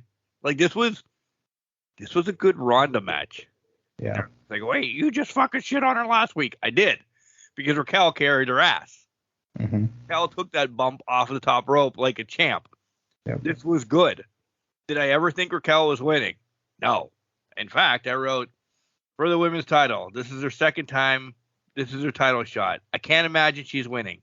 Telling story about Ronda, worried from months ago that, Ronda faced her a couple months ago. So So I'm like, okay. Then the attacking the arm starts. I said, this is done. I said, Raquel is ready, though. Wow, what a crazy fucking finish. I expected Ronda, but this was good. 0-2 in title matches is killing Raquel. Needs build up again, meaning Raquel now needs to start from the bottom again. Wait, Charlotte's back? No fucking way. No fucking... Holy shit, Flair's loved. This is crazy. Yes. My essential notes. Flair's going to shit on people, though, within the next couple weeks. Oh, everybody was just happy that she took the title off of Ronda. Yeah. Flair's not a good person. Actually, he's an amazing person, by the way. By the way, Subbar. If you've not watched Woo on Peacock, probably one of the best Ric Flair documentaries out there. Watch it. And if you have Fight Plus, by the way, watch the roast of Ric Flair. 2.5 hours of people just shitting on him. And then, of course, at the end of the show, you know what a roast is. He gets up and eyes. He thanks everybody. Tori Wilson takes it. Vicky Guerrero takes it. It's unbelievable. If you want to pay for it, you can too. But if you just sign up for Fight Plus for $4.99 a month, you get a lot of shit plus IWC every month. Yeah. Those were my two Ric Flair things. But I was pumped to see Charlotte Flair back unannounced to win the title. Yeah. After we shit on Ronda the week before on the Crushies, they're listening. They are. They were listening hard and fast. You're right. This was Ronda's probably better match of them all. I thought they were going to go. So when they did this one, I'm like, you know what? Okay. Maybe Raquel's going to get rebuilt back up. My mind went a million places once the match ended. Okay. They weakened her but they gave her a strong finish. So maybe Raquel's going to be the person that dethrones her or Mania. Yeah. Whatever. Let's rebuild her back up. Charlotte comes trolling out. And like, God damn it, what's she up to? Now, like, I'm happy to see Charlotte back. It's fine.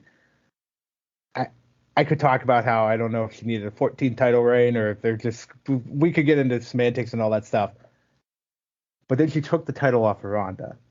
Now, there's a sense of relief in me that is like, oh, thank God she took the title off of Ronda. But there's also a thing of dread in my gullet because there hasn't been, I can't remember the longest Charlotte Flair title reign, but a lot of them have been pretty much a drink of coffee, if not. So yeah. I'm sitting here like, is this a drink of coffee or is this a long 6-8 month title reign for Charlotte? What's the end goal with this? We're going to get them at Mania. Let's be honest, guys. We're getting them at Rumble. It's going to be Charlotte and Ronda at Rumble, I think. I don't. You don't? No. Or do you think Ronda's done? Ronda's not done. Okay. I don't think something's going to happen. Her and Shayna, the tag team titles. I mean, listen, we love Damage Control, but her and Shayna can run with titles because poor Shayna, I think should have been bearing a title for a while. Have it be a main title. I'm sorry. He surprises Flair, and we get Shayna Ronda. I don't know. Despite the whole vampire gimmick, Shayna should have won the title at WrestleMania 36 from Becky. Yeah, I firmly believe that. Well, in light of things that transpired after that, knowing that Becky was pregnant, but Shayna should have won the title then. However, digress. That'd be interesting if we get a Ronda Shayna match over the title, and it turns into a drink of water match because they haven't necessarily built up Shayna enough to say the legit threat here. I just feel like we're going to get one return match between these guys before maybe Shayna and Ronda decide to go for the tag titles. We need something for Becky to do. Just saying, because, hey, listen, all things are saying that it's going to be Rhea against Bianca at Mania. Yeah. You're not putting Becky in a big match? Becky go after Flair? Are we going to get some twists and turns of rosters that we don't? I mean, fuck, everybody's everywhere anymore, which is good. I'm all right with that. Yeah. But maybe Universal Seth Rollins and the man on SmackDown. Maybe. Although things are looking like it's a Bayley Becky type Mania match right now, which isn't a bad thing, but it's not for a title. Is it to Mania? It's not going to be at Rumble. I don't think it's going to be at Elimination Chamber. I feel like that's a sub storyline that's going to Rumble, to be honest. It's going to be the marquee sub-card match because I just don't see where Bayley and Becky are fighting prior to that now. I agree. Yeah. I know. Bloodline talking about the holidays. We kind of touched on all of that. I think we're good with the Bloodline. We made fun of Ray going. So he's only going to his house on holidays. Thanksgiving. Apparently. And the cops were there. I did see, I don't think it was the Mysterios. It was, what's the mother's name? Parents called the cops. Because you saw in the background. Yeah. Grandma was already on, and they rolled in with no sirens. Why wouldn't you come blaring it? This was all fucking set up way before anything. They were there. But boom, as soon as they go outside, the cops were there. Like, yeah. Great response time. I did fantastic. I've never seen a quicker one, and I watch Live PD a lot or on Patrol Live. But Dom, I there's just times like, mommy, mommy, I'm not gonna make survive. it. Don't let it take me. Turn around. Okay. Like, he didn't put up, again, he didn't want an extra charge of resisting arrest or anything like that. I understand that. But there was no, why are you doing this? What? But she oversold it. Yeah. I hated this whole fucking thing is what I'm getting to. It's turning into it's turning into a comedy act more than it's supposed to. It really is. It's hilarious. And then things that happen on Monday just make it. We might as well go there. Let's combine it. But the fucking woe is me, prison's hearted me. Your wife beater. Yeah, he's got the wife beater on. All I'm thinking is Michael Scott, the Dementors were mean to me in the fucking prison. Prison Mike. I couldn't believe it. Toothpick too. Yeah, he had the toothpick. Now he's Razor Ramon. So he's gone from Eddie Guerrero, better than Eddie Guerrero, to Eddie Guerrero being the Dominic Mysterio of his time, to Razor Ramon potentially being the Dominic Mysterio of his time. I mean, this man is working through legends that are no longer here. It's just... You did see that he's got a teardrop as well, right? I did see the teardrop, yeah. So yeah, he's gotten hard, guys. He's gotten hardened. And... I don't know the prison life. You get teardrops when you kill somebody, right? I thought so. Isn't that a gangster thing for you kill somebody, you get a teardrop? So they put a teardrop on him. So he murdered somebody while in prison, basically, is what I'm being told. He didn't kill anybody in his family. No, he just murdered somebody in the sister for a long time, though. She wasn't there. Just saying. We don't know where Aaliyah's at. Was it Aaliyah? Is that her name? I don't know. Yeah, it's Aaliyah. Okay. Grandma and Grandpa were there. Mom and Dad were there. Ray barely had his mask on, by the way. Did you see the flap just sticking out? Oh, God. I mean, at least production. Come on. Maybe that's why people heard Vince was coming back. Fuck this. We're not taping this.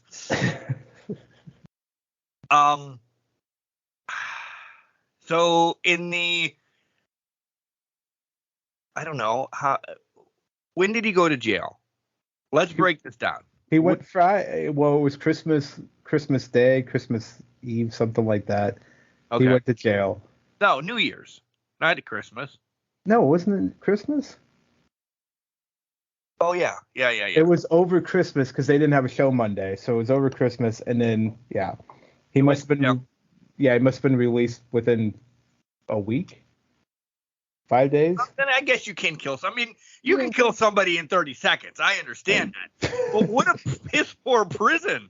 If he's killing somebody in the week that he's there to get the hardened teardrop. Prison populations are at an all-time high. Get this fucking menace out of here. That's all I saw from that whole thing. Good. More to come on that. Maybe he's on a bail. Maybe he's out on bail. Yeah, they did. Mommy bailed him out. Yeah, he's out on bail. So if you're out on bail, one time he does something bad, he can get drugged back in, right? He's on probation. He's on parole. He got strikes here. I mean, you know what this is going to end up being? There's going to be a courtroom scene at some point here. I just have this feeling it's going to be a courtroom scene. But Mojo Rawley being the judge? All Vince McMahon firing Eric Bischoff type thing. They're going to try up people for witnesses and all that shit. Just wait for the courtroom. I guarantee you there's going to be a courtroom thing going on here. I can't wait.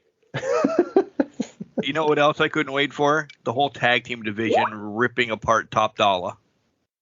I love that. Loved every minute of that. Yeah. What the hell? What is that? I don't know. What is going on? I don't know. I'm not hitting anything. I'm not either. Good. All right. Fun times. Gunther's path of destruction. Listen.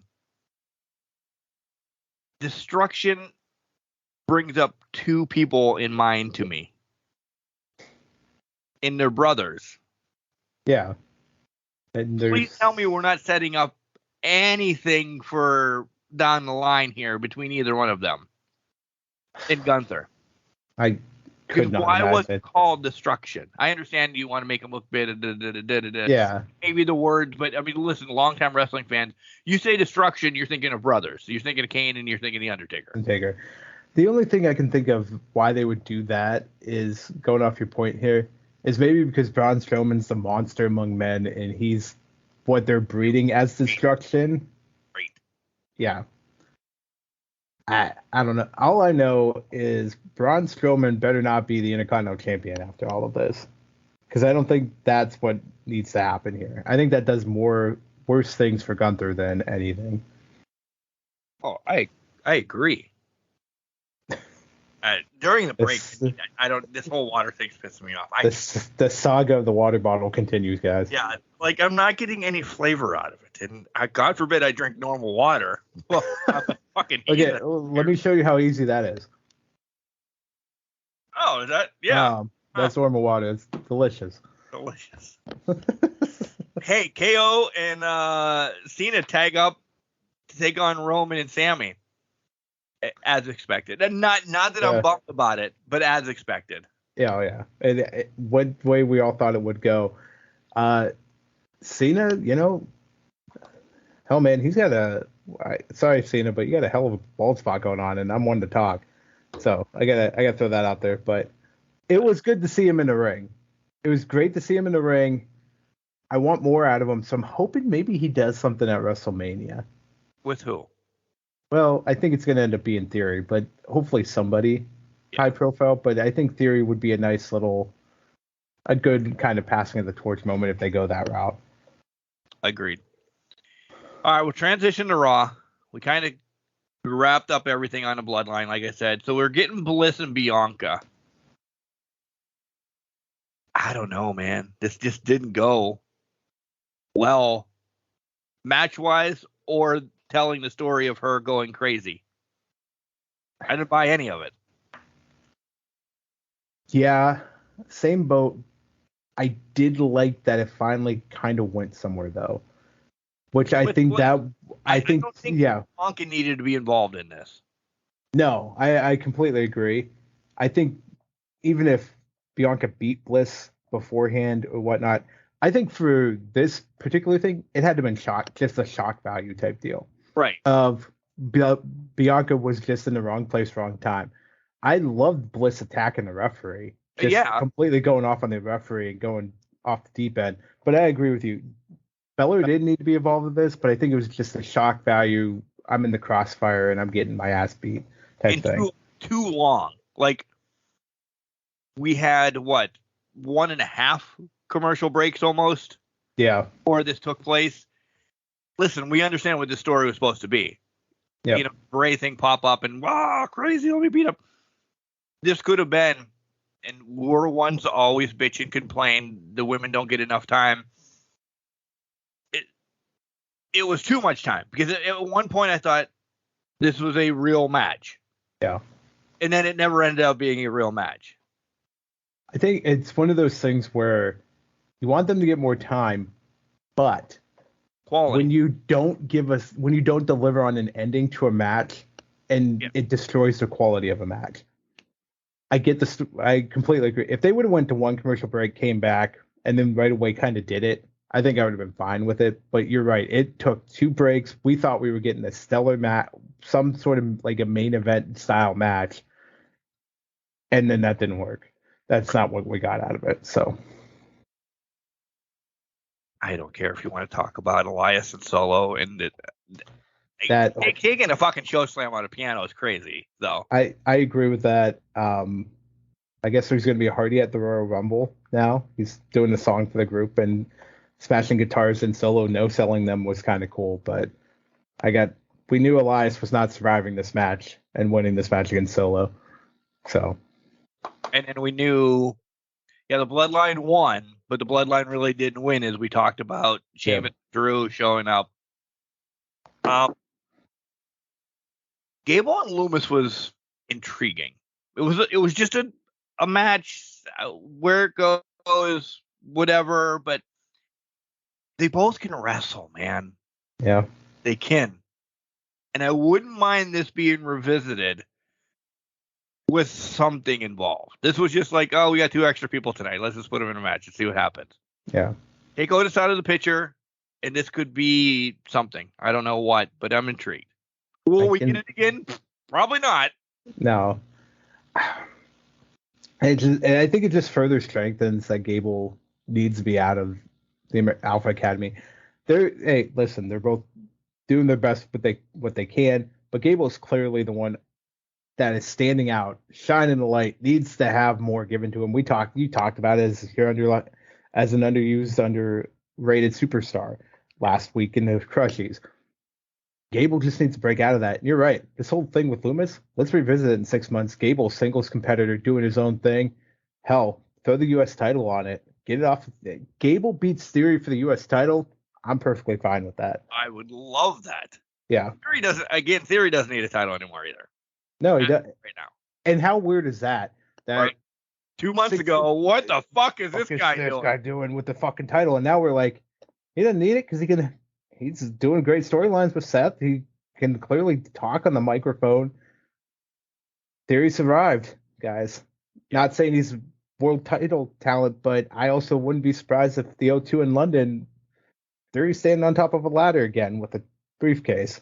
By the way, we were super pumped that they're getting another pay-per-view. I love it. I love everything about it, and I love that it's Money in the Bank. Let's be honest. Money in the Bank pretty much has replaced Survivor Series as the 4th big show. This is big, so I can't wait to see how this goes down in jolly old England. Hey, Cody's coming back. I really like the Cody package, by the way. I did. I mean, we don't have to dive into it or anything, right? But I liked it, and you know that. Like, hey, we've just given you our Royal Rumble winner. Yeah. Well, if I have my way, he's just winning a title at the Rumble now. Right. So I need to. Well, now I got to see how this all plays out. My Rumble.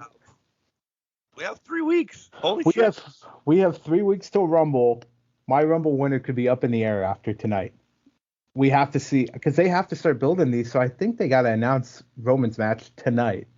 If it's just KO or if it's going to be 2 matches, what they're going to do with it. They got to announce at some point. Yeah. So hopefully tonight. You need to build 2 weeks of one banter, and maybe a face-to-face. Yeah. Especially if you're going to pull Cody off. But I guess we're going to find out. We talked about Damage Control, Becky, Bayley. The cracks are there. Cracks are there. I mean, you don't have Io up the ramp where separated from everybody else at the end of it. So when does it happen? When do you pull and when do you pull those cracks apart and end up doing it? If it's a setback. If you're saying this is going all the way to Mania. Yeah. Mania, they turn on her. I don't know. Maybe it's Rumble. In the Rumble match, they throw her out or she throws them out. Because you can still play off of it with Bayley saying, you're the one that caused Damage Control to break up, or she could play that card as well and kind of go unhinged from there. And then you can have that Becky Bayley dynamic from there as well. Touche. I did put, by the way, because this is when all shit happens, prison changes man. Dom looks like Waylon Mercy now. That's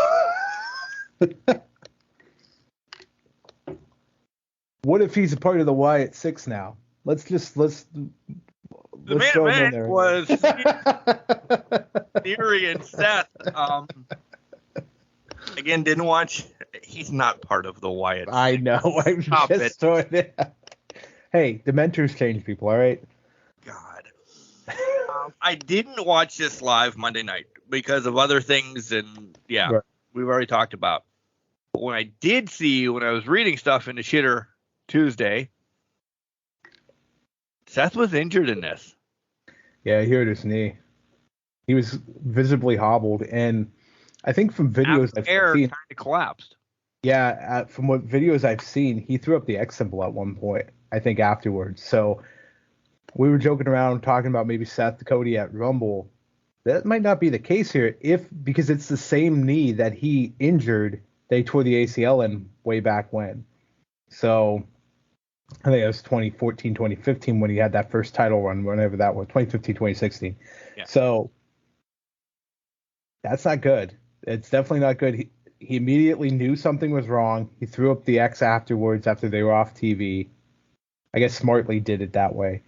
Let's see how they play this out here with the kayfabe and that. Obviously, if he's out for a significant number of months, Theory's going to live this up till the live long day, saying he threw him out. Yeah, because then he's your face of Raw.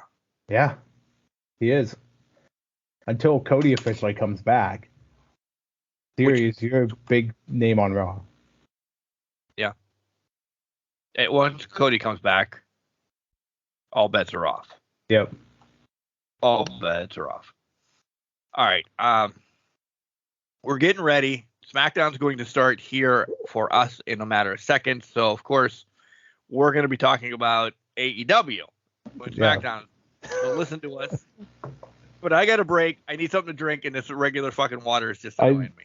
Well, he's also got to figure out what the hell happened to his bottle here. So I'm just taking the cart. I'm just throwing there's still shit in this cartridge or whatever, my circle cartridge. Like, I still feel that there's still watermelon lemonade in this. It's just not coming. So I'm going to throw it away. I'm going to get a different flavor, cry about it. When we come back, I'll be happy. I'll have something. We'll see what happens. I'm not going to cry. Don't cry for me, Argentina. Read about the Northern Wrestling Federation in the book presented by Russellville.com, The Pro Wrestling Vault, Volume 2. Hear the story of Roger Ruffin, the man who trained Carl Anderson, the Monster Abyss, Jordan Clearwater, Chris Harris, and Jillian Hall. Plus 45 other short stories, including Jazz, Bobby Eaton, Kamala, Thunder Rosa, Mario Mancini, Scott Casey, PJ Black, Kerry Morton, Sal Renaro, Jeremiah Plunkett, Colby Carino, Bam Bam Malone, and many others. Get your book today at Russellville.com. Russellville. It's where wrestling lives. Hey, I'm Jenny Santana, and since everyone needs a garbage man in their life, check out Can Crushers Wrestling Podcast. Welcome back, Can Crushers Nation. Mark. Peach Mango. Peach Mango works? Okay. I was going to say nobody's making... what do you got? Okay. The thing is over top of it, so I clearly ate or swallowed a screen. I was going to have a nice intro, but you know what? We're going to move on from that. Peach Mango, Mark swallowed a screen. That might actually be the title of the show. Mark swallowing water bottles or something. I don't know. No. Good thing he's in control of naming these things. So. Yeah, I don't know. So, hey, wrestling's on. And talk about AEW. Yeah, Roman's taken about 8 years to get to the ring, too. So, well, you know what? Real quick, before we go to AEW, did you see the interview? This might be old, and I might have just seen this clip now, but there's a clip out there that Undertaker said way back when he was doing one of his interviews that he would purposely walk slower to the ring when he knew the match was not going to be good and was going to be shorter. What? Yeah, he knew if... I saw this on TikTok at least a week ago, but he basically said when he knew the opponent was not going to be a great opponent, he would walk slower to the ring to take up more time. So he should still be walking the ring for Giant Gonzalez. I completely agree. He should have never gotten there that fast, but he said he would walk purposely slower to the ring when it was not a good match. And when it was a great match, he would pick up the speed of his walk just so he could get to the ring faster so they had time to develop the match and that. So now, my mind, I need to go back and start watching like Shawn and Taker, see how fast he walks to the ring. Goldberg and Taker, see how slow he walks to the ring. Things of that nature. Kind of compare and contrast some matches off the top of my head. Yeah. Yeah. God damn you. Hey, by the way, good thing it's in my notes because I kind of forgot and complete asshole. We should have done this at the beginning of the show. Rampage last week because on, I believe it was Thursday, the Wrestling World lost Don West Yes. Remember him from TNA, Yep. Don's deals, a huge part of that announced team. Yeah. His long battle with cancer. Yeah. It was quite unfortunate news to hear about last week. And, I appreciate a lot of the organization stepping up, mentioning him in their broadcast. WWE did it last week. Michael Cole did it. It was a sad day hearing that. I loved Don West, loved everything about him and Impact. Him going off on Mike Tenay about not having his back, or just the calls that he made. He brought a level of excitement at that color commentary that was unmatched, I think, in the early 2000s and really through 2010s. When wrestling came to Erie, what was it then? The Tulio Arena. Yeah. He was there, and he was just hooting and hollering with the crowd. I remember it might have been the summer prior to me working at the Seawolves. Okay. I might have been up there for my interview and wrestling was there or something.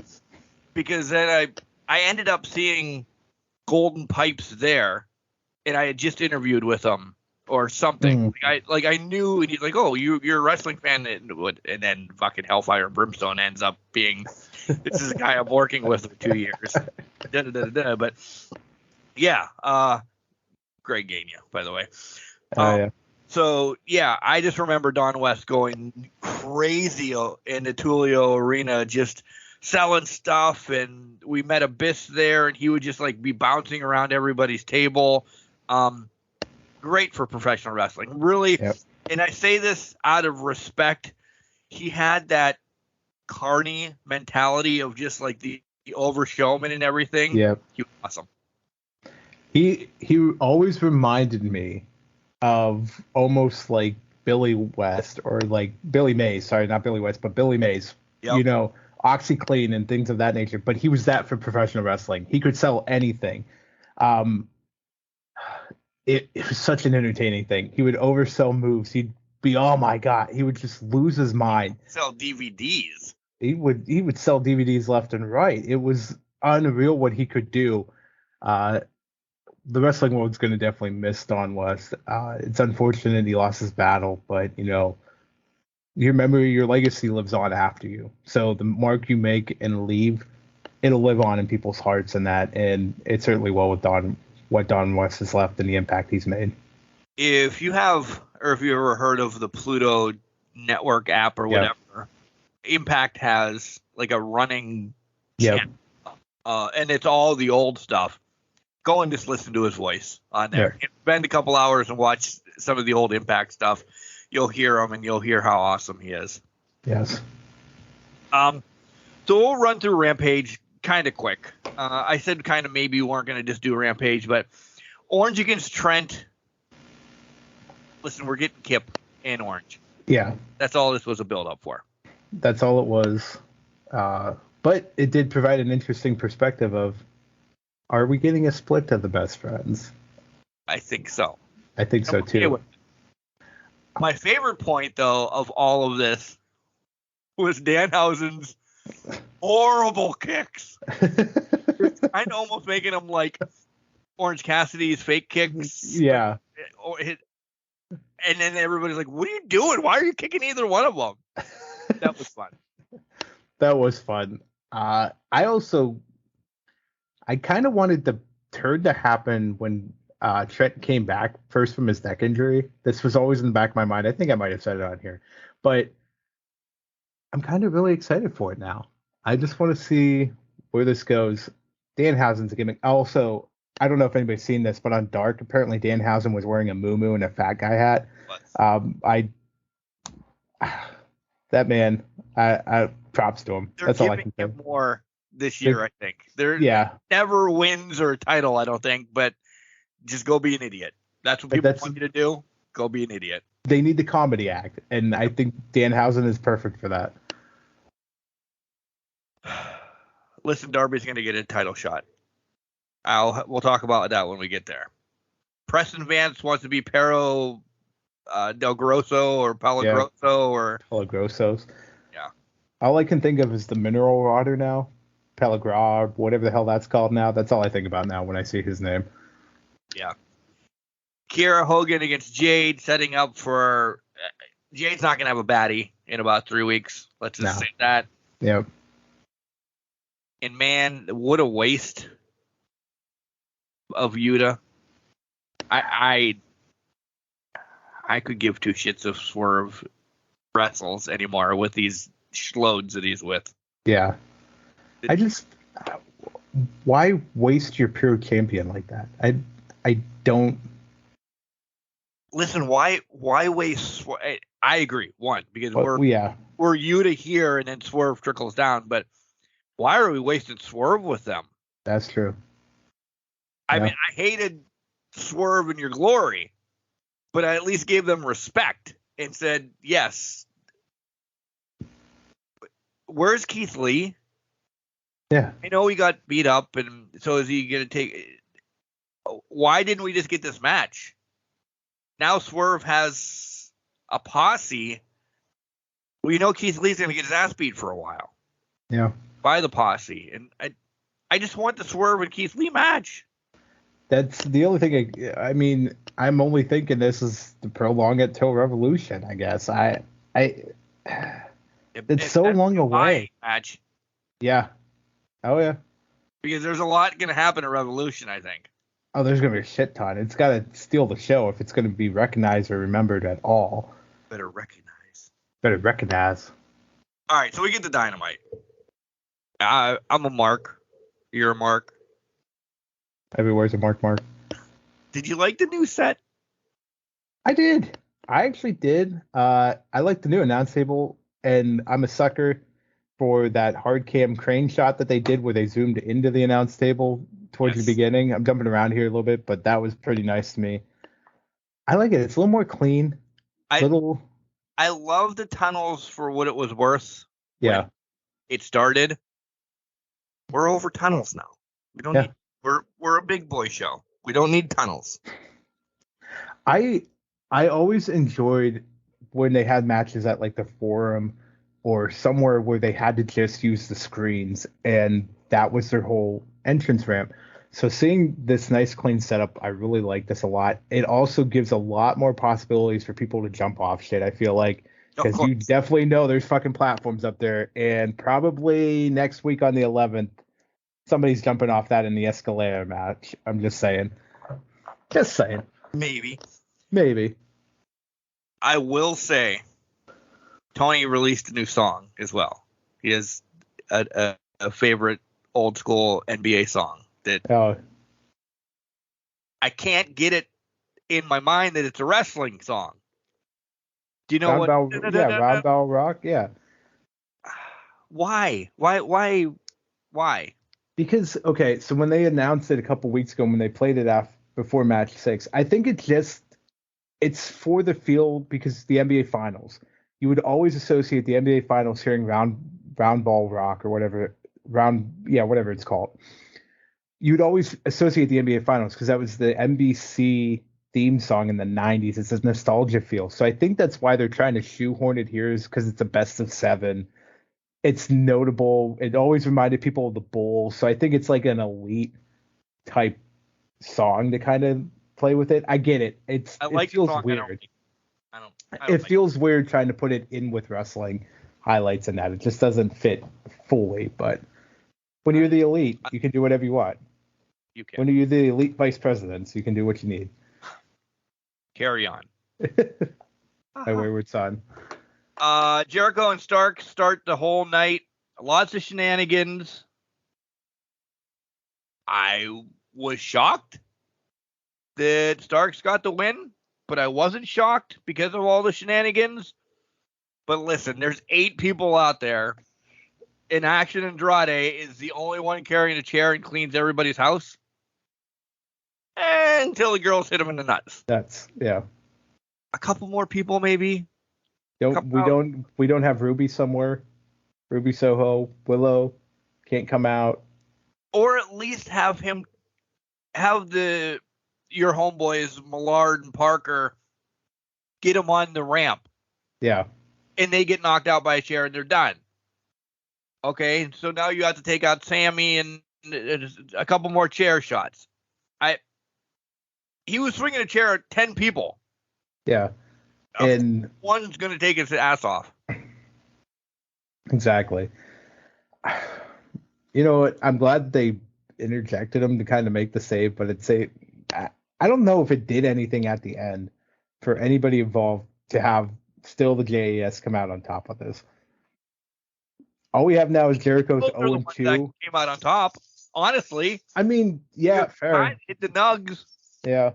Ty hit the nugs, and then everybody's going through tables and shit. So, you're right. It is what it is, I guess. I don't know. Yeah. Hangman is going to knock Mox's dick in the dirt next week if he's cleared. And then Mox comes out and says, "No, you're not." I'm excited for this. Are we just getting worked? Is Hangman really not cleared? Tell me we're not going to get this carried over to Revolution.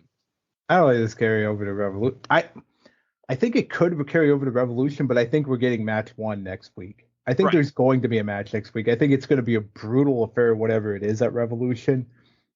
But this is break. Yeah, we'll have a break at that. Yeah, exactly.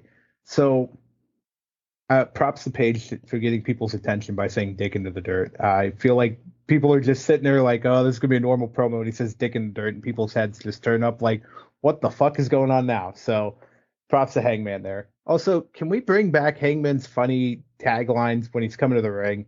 Yeah. I'm getting tired of this BS ranking shit. Come on. Yeah, I need to know Hangman's drunk off his ass 24/7 or something like that. He doesn't drink anymore, though. He doesn't. You're right. At least tell me what kind of Kool-Aid he's drinking then. Yeah. He prefers a nice ginger ale on a sunny or a brisk ride into the sunset. I don't care. Canadian Dry is his favorite ginger ale. His horse's name is Black Magic or whatever. Who the hell I would laugh if they said the horse's name was a horse with no name. The horse had no name. I get it. That would have been great. Wow. Team Double J against the Acclaimed. Poking fun at Skip Bayless. Yeah. Karen. I loved all of it. Karen started after last week's rap. The whole thing, and then Jarrett came out Wednesday morning on the Conrad podcast and said he was going to give him a receipt, and that led to Bowens responding. This whole thing looked like it was ready to. I don't know what's going on in the thing, but this whole thing looked like it was getting chat messages from that dating thing. You might be. I don't know. Like what? Because we'll fill you in on that later. I've blown up somebody. Anyways. It was well done. Although I need Jeff Jarrett to look like he's not laughing half the time when Caster's saying these things, because he was laughing when he mentioned Karen.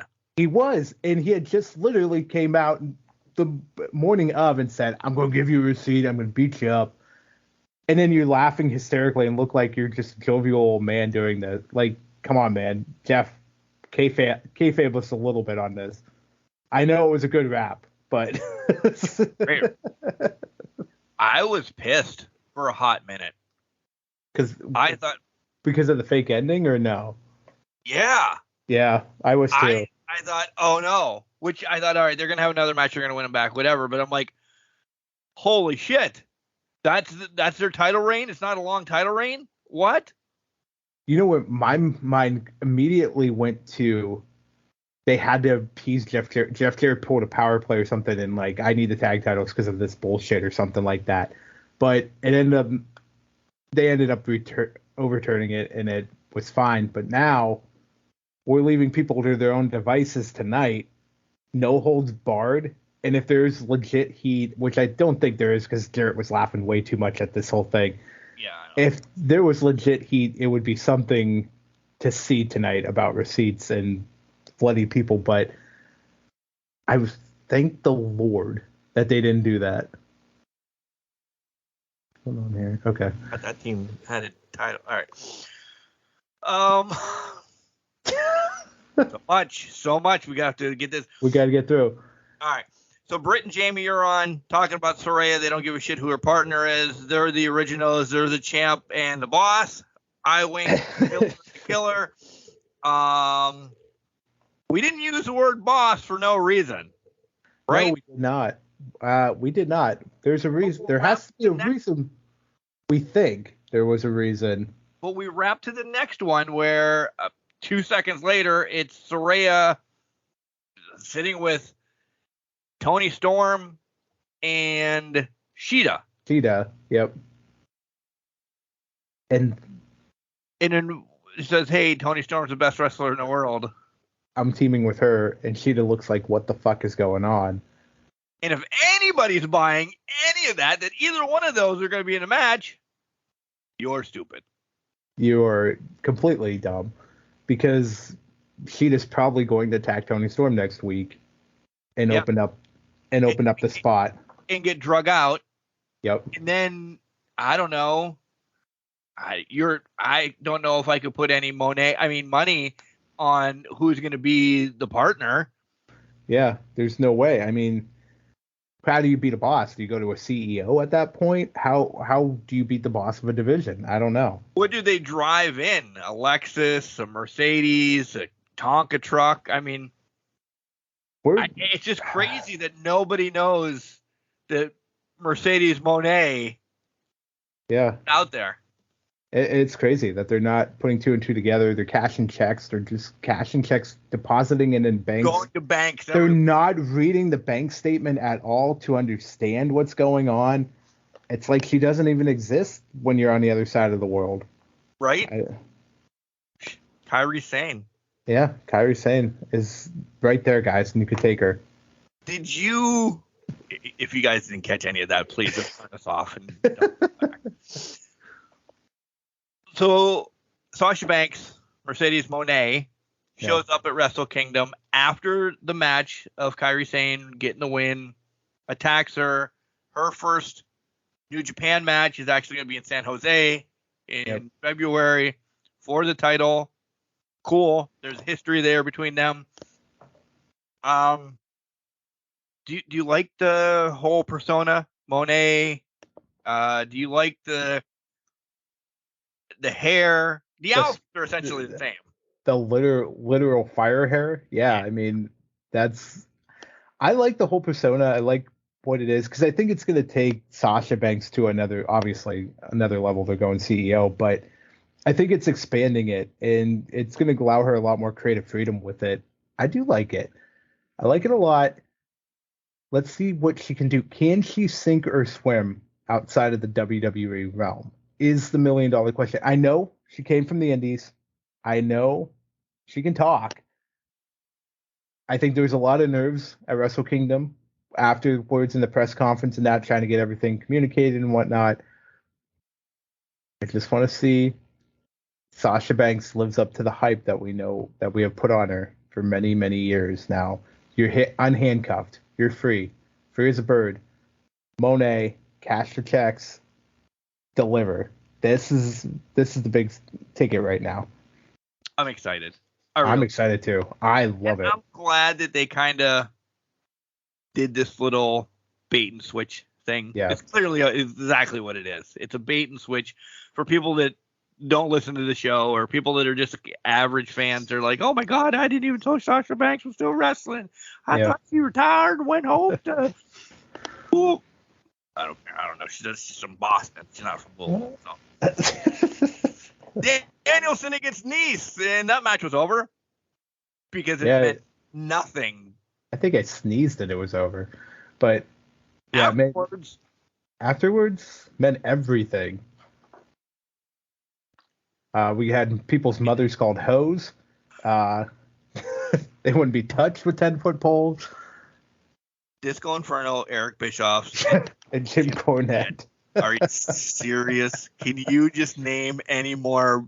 Why didn't you mention Ryback then too? The most vile people in wrestling. Listen. He has standards. Okay. I mean, I laughed when he mentioned Jim.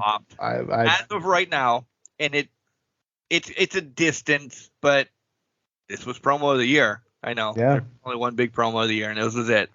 And it will be taken over, so it's not even going to be written down. But it was fun. It was because it was fun. Yeah. Oh no, absolutely, it was fun. It was a fun banter behind the two, and the build up to a different way of going to the Revolution match, in my opinion. Yes, we still have to do the labors. They're essentially the labors of fucking MJF now, but it's got a different flavor to it because now MJF has something on the line. Mark, are you pumped for what should be a 60-minute Iron Man match at Revolution between Danielson and MJF? I am. I really am. But we have 2 months to talk about this, and I'm going to talk about it for 2 months. Because either way, I'm going to be excited. Yeah. Spoiler, MJF gets knocks out whatever with the ring with 3 seconds left. 1, 2, 3. Gets the fourth and final because it's 3-3 or whatever. Mm-hmm. You know, whatever. But wouldn't it behoove everybody if Danielson does get that one title off of MJF that he's going to have in AEW? Dude has not had a title yet. Yeah. Wouldn't people go apeshit if it is over MJF? Listen, we always bitch about, he needs a longer title reign. Why can't we do the Flair Dusty thing right here with these two? Yeah. And exchange it twice in a matter of 3 months. And it still does no harm to anybody. Danielson gets a little pat on the back saying, hey, because how long from Revolution to what? What is the next one then? Double or Nothing. Double or Nothing in May. So there's 3 months. So Danielson gets title in March, April, flips it right back to MJF. Yeah. And then May, they fight for the third one, which could be an extended title reign for MJF, or it could be he loses it back to Danielson. I mean, it's not bad. And to play off of that a little bit, Mark, okay, they have Danielson's stipulation for Revolution. MJF gets a stipulation for April, and then however they want to go about doing it in Double or Nothing. I'm thinking cage because they don't really go past anything outside of a cage. It's really that end all be all type thing. The lights out unsanctioned match. But then lights out. Is there a title? You don't win titles in an unsanctioned match, though, right? No, you can't. You wouldn't be sanctioned by AEW. Yeah, the cage is. So you keep it in the cage, or Falls Count Anywhere, or anything like that. Yeah, possibilities are out there. And I'm all right with all of that. Yeah, that takes care of both of them. We're midsummer now. Yep. We're almost summer, but because who else with MJF for this first long, nice storyline? Mox and Hangman are busy. Yep. I'm in a bitch here in about a minute about Wardlow. We got other people doing other things. A turn coming about. ROH is trying to keep people keep them separated. So yeah, why can't Danielson and MJF be a 6-month fucking program and be amazing? Yeah. All right with it. I mean, and let's be honest, Danielson has been set up in AEW to be that pivotal first title match for these new champions. It was the same thing with Hangman Adam Page. It was, and then 2 instant classics. A 60-minute draw match of the year to end 2021 and a barn burner of one to kick off 2022. So he's a perfect early champion fight for those guys. MJF could overlook him very easily in this match or think, I have all the time in the world, lose track of it, and lose the match. The possibilities are endless here. So I like the idea you got growing here. He doesn't need. I'm not saying that his career is in jeopardy if he doesn't ever win the AEW championship. But he's doing yeoman's work. Yeah. Why can't you throw him a bone? Because don't get me wrong, by the bargaining chip of 2024, Max will have the title back. Yeah. That's the whole buildup of his character. Well, I'm gonna go down. I think you have something really good here because in my mind, MJF is essentially the Ric Flair of his time. He's generational talent. Let's call it what it is. You guys can get mad or not, but MJF is the Ric Flair of this time. Period. Yep. So have him trade the titles back. He's gonna have multiple world titles by the end of when he's all said and done. At least 10. It doesn't matter if he's going WWE or if he's staying in AEW. It doesn't really fucking matter. He's going to be one of the biggest star. The biggest star. He's generational talent for a fucking reason. So I agree. Have him trade it. Have him have classic after classic after classic. It solidifies him that he can do it on a weekly, monthly basis for it all. The Guns having a whole memorial for FTR. I giggled. It was good. I liked it. Good. Yeah. They did the classic play their music and fake out the crowd type thing. So yeah, it was nice. It was good. Am I ready? Still, we both want FTR to get that one more swing, but I don't know. As we started the show with a whole bunch of everything, FTR going back now with Vince there might not be the thing. There's no contract signed. There's no contract signed. You don't know what's going to... Trips and them are boys. You don't know what's going to happen. But I do think the end result of this whole thing was they were to put over the Guns before they left.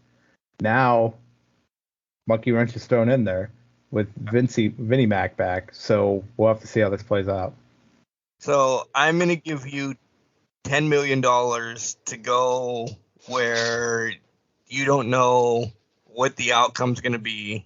You may not ever get a title. You have no creative control, but you're getting $10 million. Or you get $5 million. You have creative control. You'll have titles. The fans will still go apeshit for you. You can use your names, FTR, and it's fun. What do you do? If it's me, I stay put and I get my $5 million and have the freedom. Yeah. Because I don't know if I'm going to have to try to shave somebody's back the next week. Yeah. Because guess what? Your freedom is you can still go to, and let's talk. New Japan not going to be putting titles on AEW people anytime soon. Are we? Are we not? For real? Wait, what? Something's Moné. Yeah.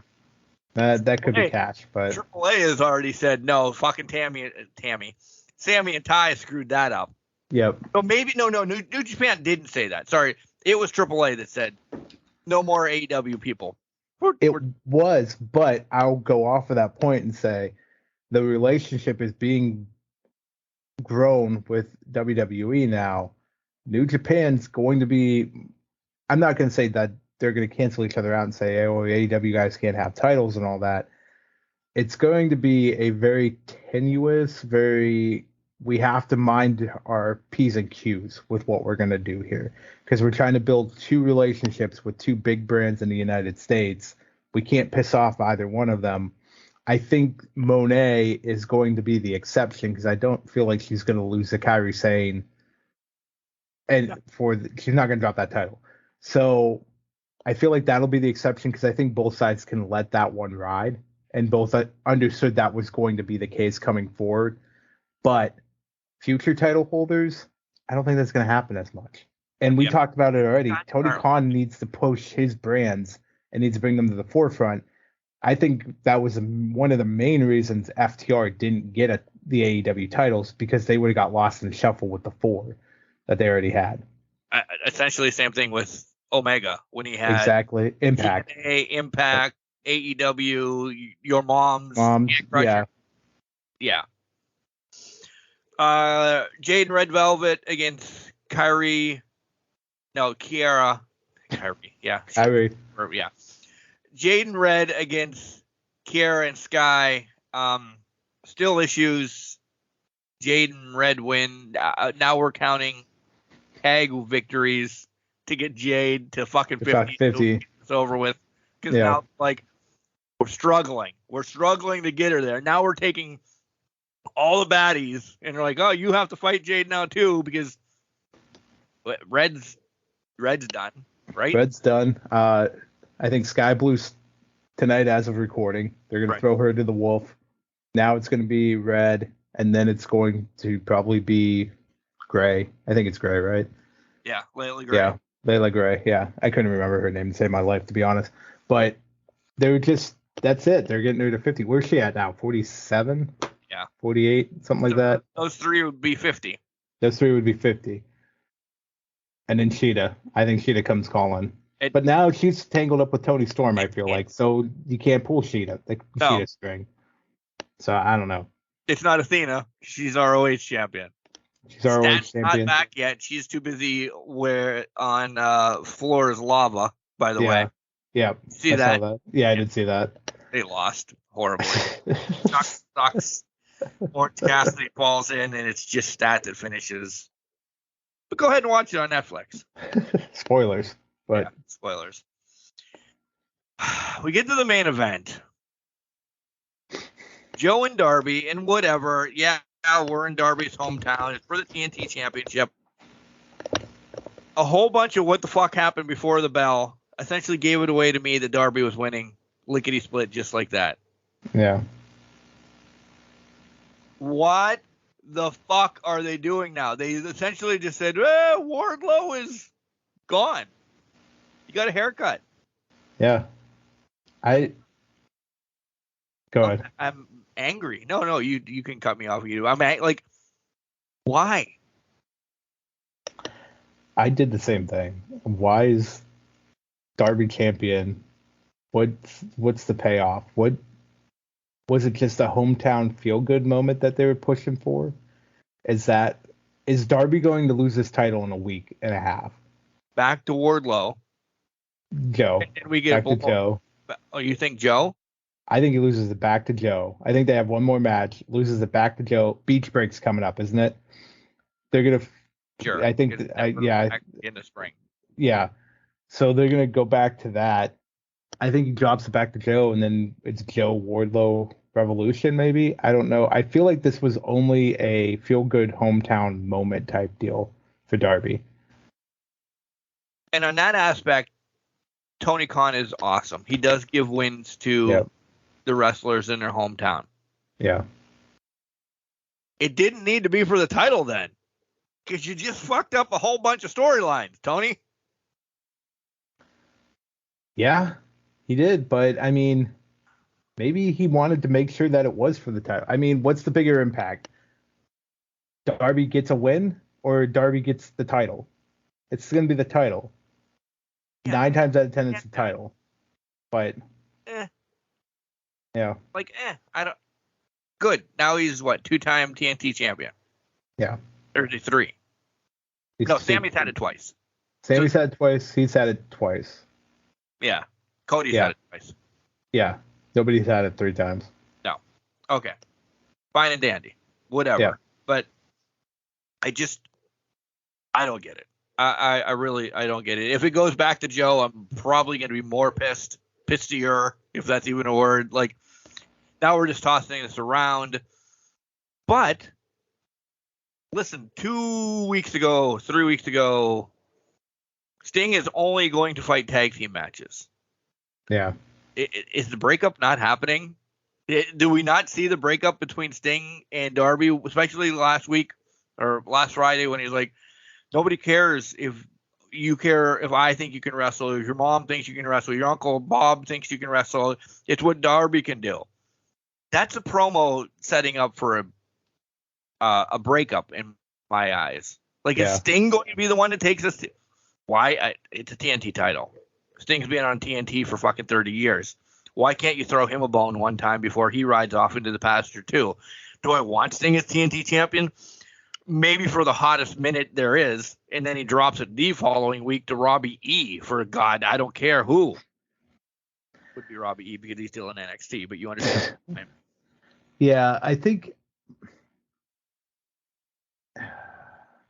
Honestly, I don't know. I think Tony Khan just fucked up something by doing this. I don't know what, but if it was literally just, okay, here's your title in your hometown, cool. Yeah, because I mean, I don't see Sting turning on him at all. I mean, it would have to be Darby turning on Sting, but what the fuck was the point of it? Like, I don't. Are you just gonna have a Haas battle at fucking Revolution? I don't know. To be honest, I have no idea. I don't even know how to speculate off of this, because you're right. Things got fucked up here. It feels like something's fucked up here. It's good to have hometown moments. Don't get me wrong. I love them. They're fun. They're exciting. But not when it derails everything and you haven't been building towards it. This whole Darby and Joe thing was thrown together in the past month. If not the last week. Well, yeah, they had the one match. Darby was gone. And then he came back and challenged Joe, and he somehow got it. So. Oh, it's called the Mountain Dew Pitch Black match. Yeah, it's named after Mountain Dew. The Mountain Dew. It's a sponsored match. I hate those. I've never had it. But. No, I don't mean the Mountain Dew. I meant the sponsored matches. My comment still stands. I hate the pop. I've never had it either. But as long as this doesn't turn into that fucking zombie match that they had with the Miz and whatever the fuck that was called.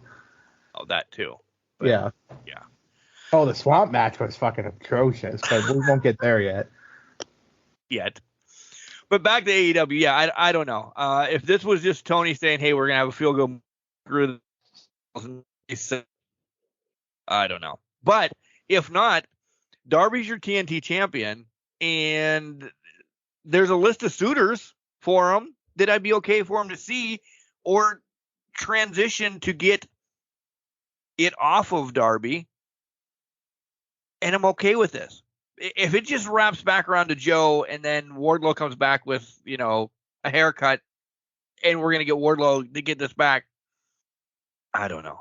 Or does Wardlow just get some time off and maybe after the Danielson thing, if it's not what we said of taking up 6 months, Wardlow's the first one to take on MJF after Danielson? Could be.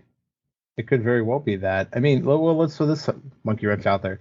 They made it a point that Nick Wayne was there, that independent star that's very highly touted.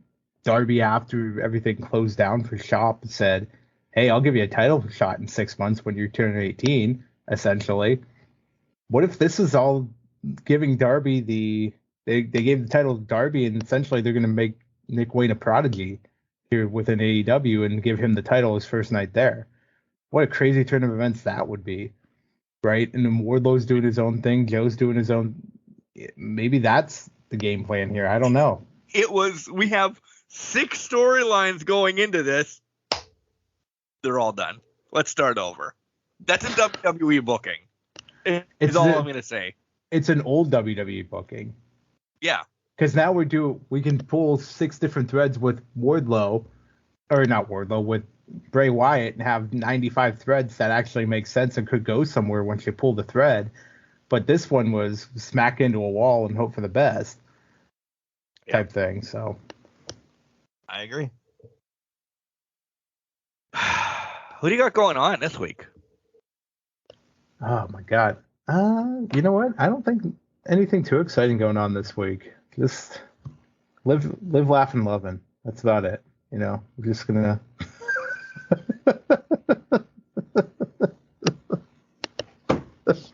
Glad you got a new sign for the podcast, Drew. Yeah, thanks. I know, right? It's fantastic. You did or what? I have 3 basketball games this weekend. Yeah. This weekend I have no idea what's going on. Just living my best life and hoping for the best at this point. So that's it. That's what I got. Nothing. Nothing. My goal is actually to say I'll work tomorrow, and everybody will listen and be like, "Holy fuck, this again." The pictures that I got for Christmas, I'd like to put up this weekend. So very nice.